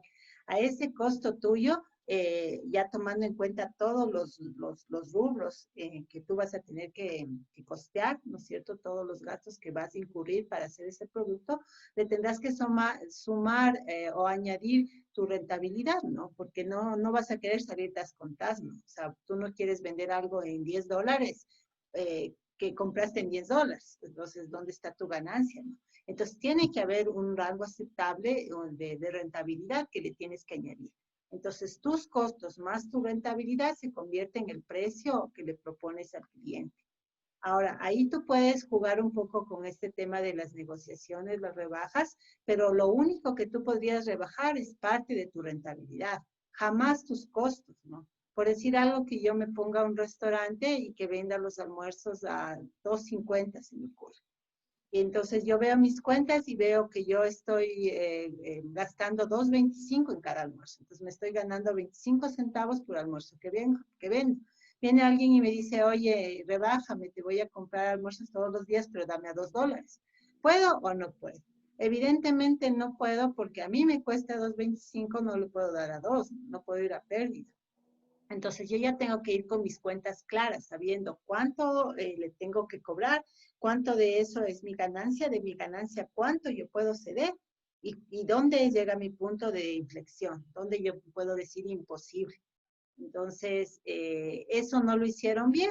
Por ende, intentaron subirle el precio al cliente, lo cual de plano ya empezó con los problemas. Entonces, ya en el escenario en que tú ya te comprometiste en un contrato y todo a un valor, por ejemplo, digamos que yo ya me emocioné y le dije, sí, te vendo a $2, ya nada, pues tienes que cumplir. Y entonces eso significa que cada vez que este cliente venga, pues yo voy a salir con 25 centavos de pérdida. ¿Sí? Pero voy a tener que cumplir porque es parte de mi ética. Es decir, si tú ya te comprometes en algo, lo tienes que cumplir. Entonces no puedes llegar a decir, uy, es que me equivoqué, es que no sé qué, es que lo siento, es que la vida, es que esto, págueme más. Porque como tú bien dices, y me gusta mucho tu posición de verlo del lado del cliente, el cliente también tiene sus presupuestos limitados y también tiene sus planificaciones. Pues no le puedes decir, mira, cuesta $10,000 y luego decir, ups, no era 10,000, eran 15,000. Deme 5 más, y así de la nada. Entonces, si tú cometes errores de estimación de tus costeos, luego lo que vas a tener que hacer es asumir esas pérdidas. Porque no es justo que tú, por un error tuyo, quieras que tu cliente lo resuelva a través de modificaciones de presupuesto. Y solo eso nos va a enseñar a ser más cuidadosos con los presupuestos, solo para ese caso, solo para hablar de ese caso puntual. Y así pues podríamos desglosar todas las otras decisiones equivocadas que se fueron tomando en este caso, ¿no? Como para ir viendo cómo si tú te apegas al código de ética, este código te va dando ciertos lineamientos de por dónde debes transitar y por dónde no. ¿Sí? Entonces te vas alejando del código, ya vas cayendo más hondo en los problemas. Te vuelves a acercar al código y vas un poco rectificando camino. Un poco por ahí va la cosa. Gracias, Denis. Sigamos, no sé si había otro ítem, no me acuerdo. Sí, el número Ahí sí hay 6. varios. Ajá. ¿Qué hubiese recomendado a los desarrolladores en sí? De igual manera, compartir el interés del líder, del proyecto y del cliente, realizar un producto cumpliendo los estándares de calidad, tener en cuenta siempre el código de ética, en caso de no saberlo, pedir soporte a su líder, ser profesionales en cada acción desempeñada en el proyecto y tener compañerismo entre el equipo, apoyándose cada uno en evaluar si se encuentra en primer lugar cumplir un proyecto con el código de ética y estándares de calidad de software. Correcto. A tomar en cuenta todas estas sugerencias de Lenin para el equipo de proyecto, ¿no? Ya la próxima semana una de las tareas va a ser llenar individualmente un cuestionario en línea, un formulario en línea donde tú vas a poner información tuya con respecto a tu perfil como desarrollador, justamente, y también ya la información de qué equipo vas a pertenecer. Pues recuerden que los equipos son de 5 personas. Excepcionalmente podríamos tener un equipo de 6 o un equipo de 4, dependiendo de si hay esa necesidad. Contáctenme por interno los equipos que quieran una excepción. Pero como digo, es excepción más que regla. Entonces será 1 o 2 máximo equipos que se salgan del contexto. Yo preferiría que todos sean del mismo tamaño para que tengamos una equidad entre equipos en cuanto a carga de trabajo, ¿no? Y sí, como desarrolladores o sea, como miembros de este equipo de proyecto que vamos a hacer, no vamos a desarrollar, por cierto, sino vamos a evaluar la calidad de un producto ya existente. Todas estas cosas cuentan, ¿no? Entonces, apegarte al código de ético, hacer cada actividad de manera profesional, actuar con compañerismo, todo eso tiene mucho sentido para los proyectos académicos y obviamente para el ejercicio profesional. Los otros puntos, por fin. El otro punto era, ¿cómo puedo saber en el caso del cliente si le causará daños antes de que el software sea instalado? Eh, Ujú. yo le puse en primer punto tener participación continua de realizar pruebas de cada avance del proyecto, también evaluar las pruebas de calidad por parte de la empresa que entrega el proyecto y en pocos casos realizar un nuevo control de pruebas de calidad. Sí, la respuesta en definitiva es eso, realizar muchas actividades de aseguramiento y control de calidad. El control de calidad es importante, pero más importante es lo previo, que es el aseguramiento, porque ahí tú haces actividades proactivas. Evitas que los defectos se inserten en el producto. Mientras que en el control de calidad lo que haces es una actividad reactiva. Voy y encuentro los defectos que ya existen en el producto. Siempre lo reactivo va a ser más costoso que lo proactivo. Entonces, es importante equilibrar el presupuesto de calidad en actividades de los dos tipos, tanto aseguramiento como control. Entonces, sí, y todo pasa por pruebas también, ¿no? Entonces, vamos bien. Y la última, por fin. Dice que si el software, en caso que presentó errores, ¿cómo podría el consumidor haberse protegido? Lo que puse fue teniendo un contrato firmado por parte del cliente y la empresa donde esté especificado las garantías que brinda el software ante cualquier falla. Sí, aunque sería preferible evitar que hubiera problemas mayores, ¿no? Pero sí, tú en el contrato es todo. El contrato es el que marca la posibilidad o minimiza la posibilidad de que nos demanden, ¿no? Entonces tú, claro, vas a querer entregar el producto de mejor calidad posible, pero de todas maneras también vas a querer cubrirte las espaldas en caso de que a pesar de que tú entregues un buen producto, del otro lado te puedan refutar que no lo es.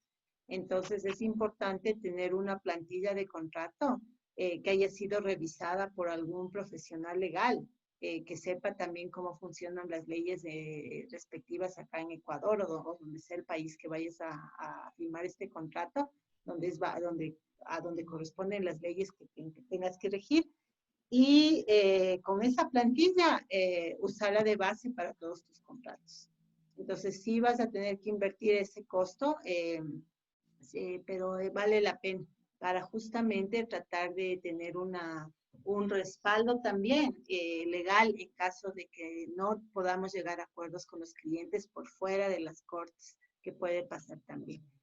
Gracias, Lenny. Entonces, vamos a ver una última preguntita que me interesa que conversemos y lo vamos a hacer con Jorge Trujillo, es que estás ahí.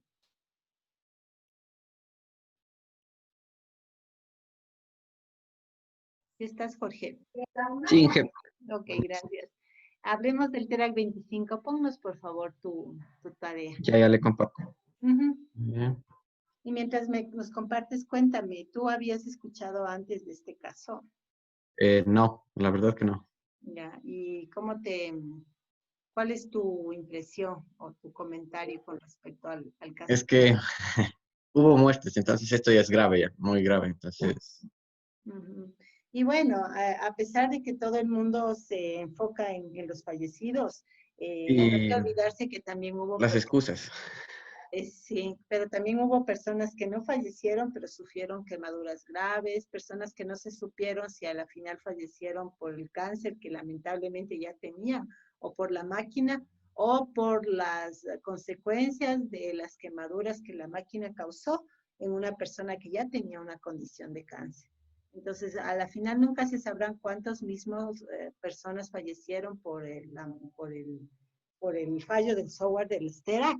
Y también quedan escondidas las personas que no se murieron, pero imagínate sufrir quemaduras para cualquier persona no es nada agradable. Y menos aún si tú ya tienes una enfermedad crónica en ti, ¿no? Entonces, encima que tienes cáncer, sí, tienes que curarte de quemaduras, no es nada agradable. Entonces, pues sí, sí fue grave. Entonces, cuéntanos rápidamente tus respuestas. Las cláusulas que se vieron infringidas, bueno, el público, porque no pensaron en el usuario final, básicamente que serán los pacientes, que como usted dice, ya sufrían una condición física y básicamente no estaban pensando en eso. Cliente y empleador, el cliente en este caso al pagar, bueno, ahí decía que la máquina costaba cerca de $1 millón. Entonces se espera que la máquina sea perfecta, básicamente, además de que está realizando una tarea crítica. Entonces, eso, el producto, básicamente relacionado con la anterior, que ¿por qué bajar costos? Digamos, se utilizaron ese código antiguo del modelo anterior y al parecer esto fue una de las causas en las fallas, en las fallas. La administración, que al final solo dio excusas, nunca dijeron, nunca fueron claros con lo que realmente pasó, no dijeron esta fue nuestra falla y eso. Claro, nunca admitieron que tú no puedes, pues, controlar un hardware distinto con un software previo. Entonces no tenía mucho sentido lo que ellos quisieron hacer de reusar, ¿no? La reusabilidad sí es importante y es inteligente reusar, pero hay que saber qué componentes son reusables o no. El software del Datera previo no era un software que fue diseñado ni escrito para ser reusado. Claro, Entonces, estaba hecho para ser manejado con componentes mecánicos, entonces... correcto, específicos para el modelo previo. Entonces no había un criterio de reusabilidad en ese código, por lo tanto no era un código apropiado para reusabilidad. Sin embargo, lo hicieron y ahí está. Entonces, sigamos. La segunda era que las excusas, ¿no? Que pusieron que era complejo, la testabilidad y el proceso de desarrollo. Entonces les decía que ponga mis respuestas. Le hubiera dicho a Básicamente, ¿cómo los... hubieras reducido los riesgos? Ese es básicamente, si el desarrollo o el software fueron complejos, entonces debieron tomarse un tiempo necesario para que todo quede claro. O si la complejidad estaba en la implementación del software antiguo, que debieron empezar todo desde cero, no reutilizar nada. Así es. En los tests, al ser un software crítico, la prioridad debería ser que funcione sin fallas o las mínimas posibles, por lo que se debieron realizar pruebas intensivas. Y sobre todo con la interacción del software antiguo con el nuevo, enfocándose en eso, de que nada falle y si fallaba algo, pues reemplazarlo. Corregir, así es, para pruebas. Y el proceso de desarrollo debía estar bien documentado, estructurado antes de empezar el proyecto, porque ahí se basa todo el proyecto. Básicamente, si no estaba bien planificado, todo iba a salir mal. Pues sí. Y sumando lo que sí, Escucharás que para el proyecto que empezamos la semana que viene, ¿no? Hay porque que si planificarlo bien. igual, por ejemplo, el software antiguo estaba mal documentado, entonces igual, iba a haber fallas. Así es. Y dice, ha sido contratado recientemente como director de la SQA para desarrollar un TERAC 30 y hablo con el anterior desarrollador. ¿Qué harías como ¿Qué asegurador? haría yo? Ah, no, esta no es, me equivoqué de pregunta. Esa es, ahí estás. Ah, sí, las precauciones. Primero, todo el equipo de desarrollo debe estar consciente de que se trabaja en un software crítico y las consecuencias de que el producto final tenga defectos. Pues todos deben tener claro que un defecto puede ser Mortal, terrible. fatal. Sí. Entonces, verificar que el software, si se está utilizando de versiones antiguas, se integre bien con el nuevo. Tal vez no revisar, ¿no? O tal vez no reusar. Esto de implementar sistemas de monitoreo de la radiación que funcionen siempre y de manera independiente, se me vino a la mente porque decía que quien controlaba la máquina incluso decía que no le estaba funcionando. Lo que él veía es que no estaba funcionando, pero el usuario detectaba el calor. Entonces ahí debió utilizarse algún sistema que monitoree si está emitiendo. Pero no era culpa del operador tampoco, porque el operador también aparentemente había O hecho sea, trabajo. sí, por eso. Ante él, el Ajá. operario simplemente decía, no, la máquina está apagada y ya. Claro. Entonces eso fue de la máquina misma, o sea, de la empresa misma que desarrolló la máquina, que no implementó algo para que... El problema era del producto, no era del operador. El operador solo Sí, hacía su trabajo. el operador veía eso y entonces él no tenía la culpa, claro. Así es. Otra es realizar pruebas necesarias para encontrar el mayor número de errores y poder corregirlos. Esto en todo software, más en un... Y tomarse el tiempo necesario. Que la palabra correcta es defectos, ¿no? Para encontrar el mayor Sí. número de defectos. Sí, me he equivocado. Ya está bien. Y tomarse el tiempo necesario hasta que el producto esté listo.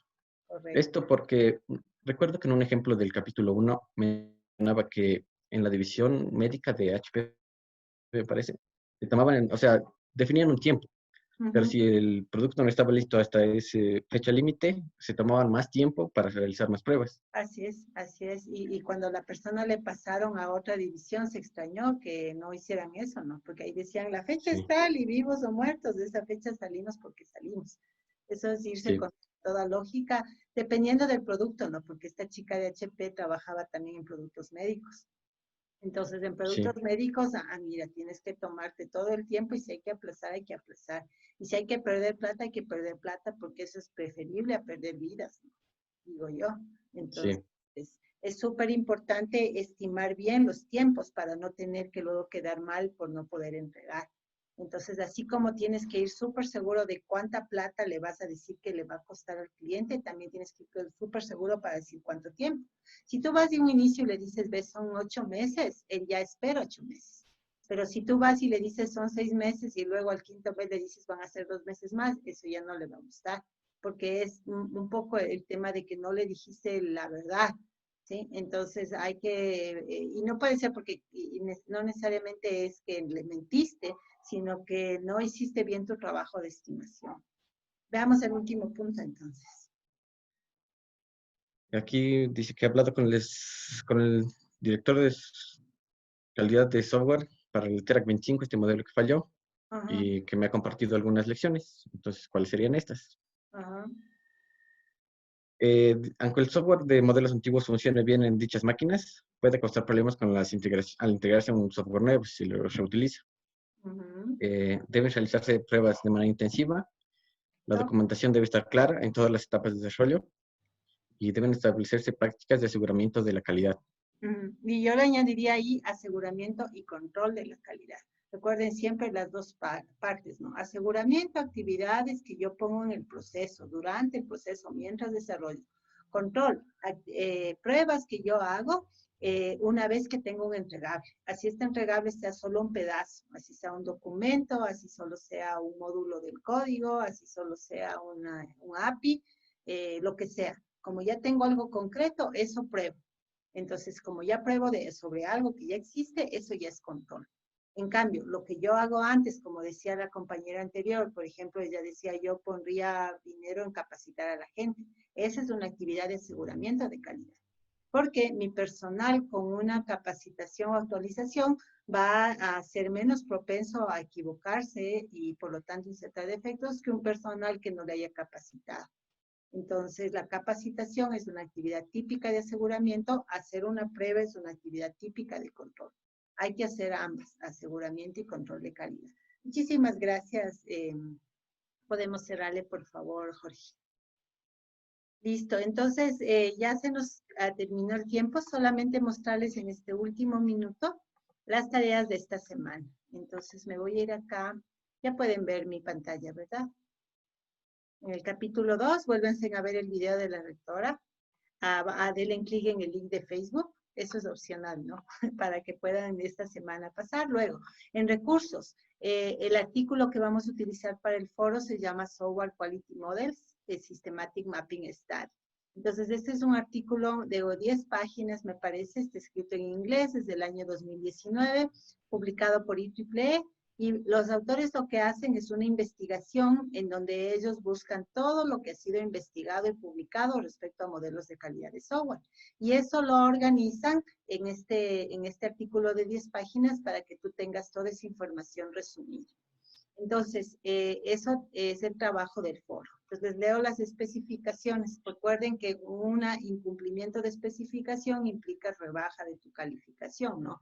Un defecto o un tipo de defecto también implica rebaja en tu calificación. Entonces, primero, leer este artículo. Segundo, escribir una sola entrada que responda a estas preguntas. Primero, ¿cuáles son las 4 fases que tiene un modelo arquitectónico de calidad? Describiendo brevemente cada fase. Al decir brevemente significa un parrafito corto de cada una de las fases, ¿no? Entonces, obviamente estas 4 fases, de acuerdo a lo que dice el artículo, porque pueden haber varias versiones de modelos arquitectónicos de calidad, pero en este caso vamos a referirnos a la que proponen los autores de este artículo. Lo mismo para las otras preguntas. ¿Cuáles son los dos tipos de elementos de modelos de calidad que se utilizan más en los artículos que fueron revisados en el estudio? Entonces, la idea es ver qué parte de los modelos de calidad son las que más se estudian y se publican en los artículos que existen a referencia, ¿no? Entonces, ahí hay por ahí una tablita, un gráfico, no recuerdo exactamente qué es, en donde están todos los elementos con los porcentajes de uso en artículos y ahí escoges los dos de mayor porcentaje. ¿Cuál es el porcentaje de artículos revisados que refieren a normas ISO? Entonces, me interesa que ustedes vean cuál es la proporción de trabajos que toman en cuenta las normas ISO, porque la norma que nosotros vamos a utilizar en el proyecto, como ya les adelanté la semana pasada, es la norma ISO 25000, y también vamos a utilizar otra norma ISO, que es la norma 40500. Entonces, esas las preguntas, digamos, concretas de números cuantificables. Y luego la pregunta de opinión. Dice, ¿cuál es su opinión personal del estado del arte de la investigación de modelos de calidad de software? Estado del arte significa el estado de desarrollo actual de la investigación en cuanto a modelos de calidad. Entonces, después de leer el artículo, la idea es que tú reflexiones un poco y escribas en tus propias palabras lo que opinas. O sea, opino que estas investigaciones son extensas, son muy pocas, son interesantes, son aburridas, tienen sentido, no tienen sentido, lo que tú quieras opinar. Y con eso, esta otra pregunta, compañera, ¿consideraría realizar su tesis de ingeniería en temas de modelos de calidad de software? Ahí en principio la respuesta es sí consideraría o no. No significa una obligación, no es que porque pongas silla de ley tienes que hacer la tesis sobre modelos de calidad y menos conmigo. Es solamente para que lo tengas en tu radar como una posibilidad. Y sea que digas sí, o sea que digas no, explica tu respuesta, ¿no? Tal vez tu respuesta podría ser no, porque yo me oriento más por redes, seguridades y otras cosas. Y es perfectamente válido. Y si dices sí, también una explicación. Entonces, ese es el foro. Y lo otro es los ejercicios. En este caso abrimos el capítulo 3 del libro, pero solamente la primera parte. Entonces, fíjense, hay que leer el capítulo hasta la sección 322 incluida, que son poquitas páginas del inicio, porque no quiero que corramos tampoco. Me interesa entrar en la norma ISO 25000 la próxima semana tranquilamente, post fiesta, post Inti Raymi. Y por ende, los ejercicios también solamente los 3 primeros, el 3.1, el 3.2 y el 3.3. El 3.1 y el 3.2 son súper sencillos, súper rápidos. El 3.3 un poquito te puede tomar más tiempo, pero nada del otro mundo. Subirlo con este nombre y listo. Entonces, les recomiendo más bien con la misma viada que hoy estuvimos, tratar de hacer pronto. Mientras más pronto hagas este trabajo, que no es muy largo, de esta semana, pues más tranquilo vas a estar. Y aquí aparecerá la grabación que estamos terminando de hacer hoy. Entonces, bueno, les agradezco muchísimo por estar acá. Qué gusto siempre encontrarles, saber que están bien. Me preocupa cuando alguien no se asoma en el chat o no se asoma acá. Ya saben, cualquier pregunta que tengan, dudas, siempre nos podemos comunicar individual conmigo directamente o en general desde el WhatsApp.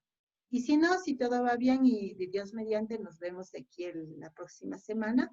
Y traten de conectarse al Inti Raymi y van a ver que nos va a ayudar. A veces uno piensa que hacer otras cosas es perder el tiempo, pero resulta que media hora de desconexión o 20 minutos de desconexión para ver algún pedacito de algún evento, de pronto te da esa energía, esa perspectiva, ese descanso que necesitas para regresar a tus tareas y ser más productivo. Y bueno, como todo queda grabado, pues puedes también verlo después, no necesariamente el momento que está pasando, sino cuando tengas descansos entre clase y clases y tus otras actividades. Así es que vamos a almorzar, que tengan una muy buena semana y nos estamos viendo la próxima en este mismo medio, en este mismo enlace. Gracias, chicos. Si quieren despedirse, pues pueden activar micrófonos y si no... Hasta luego, Inge. Pase bien. Muy bien. Cuídese. Hasta luego, Inge. Hasta luego, Inge. Feliz Inti. Que estén muy bien. Hasta luego.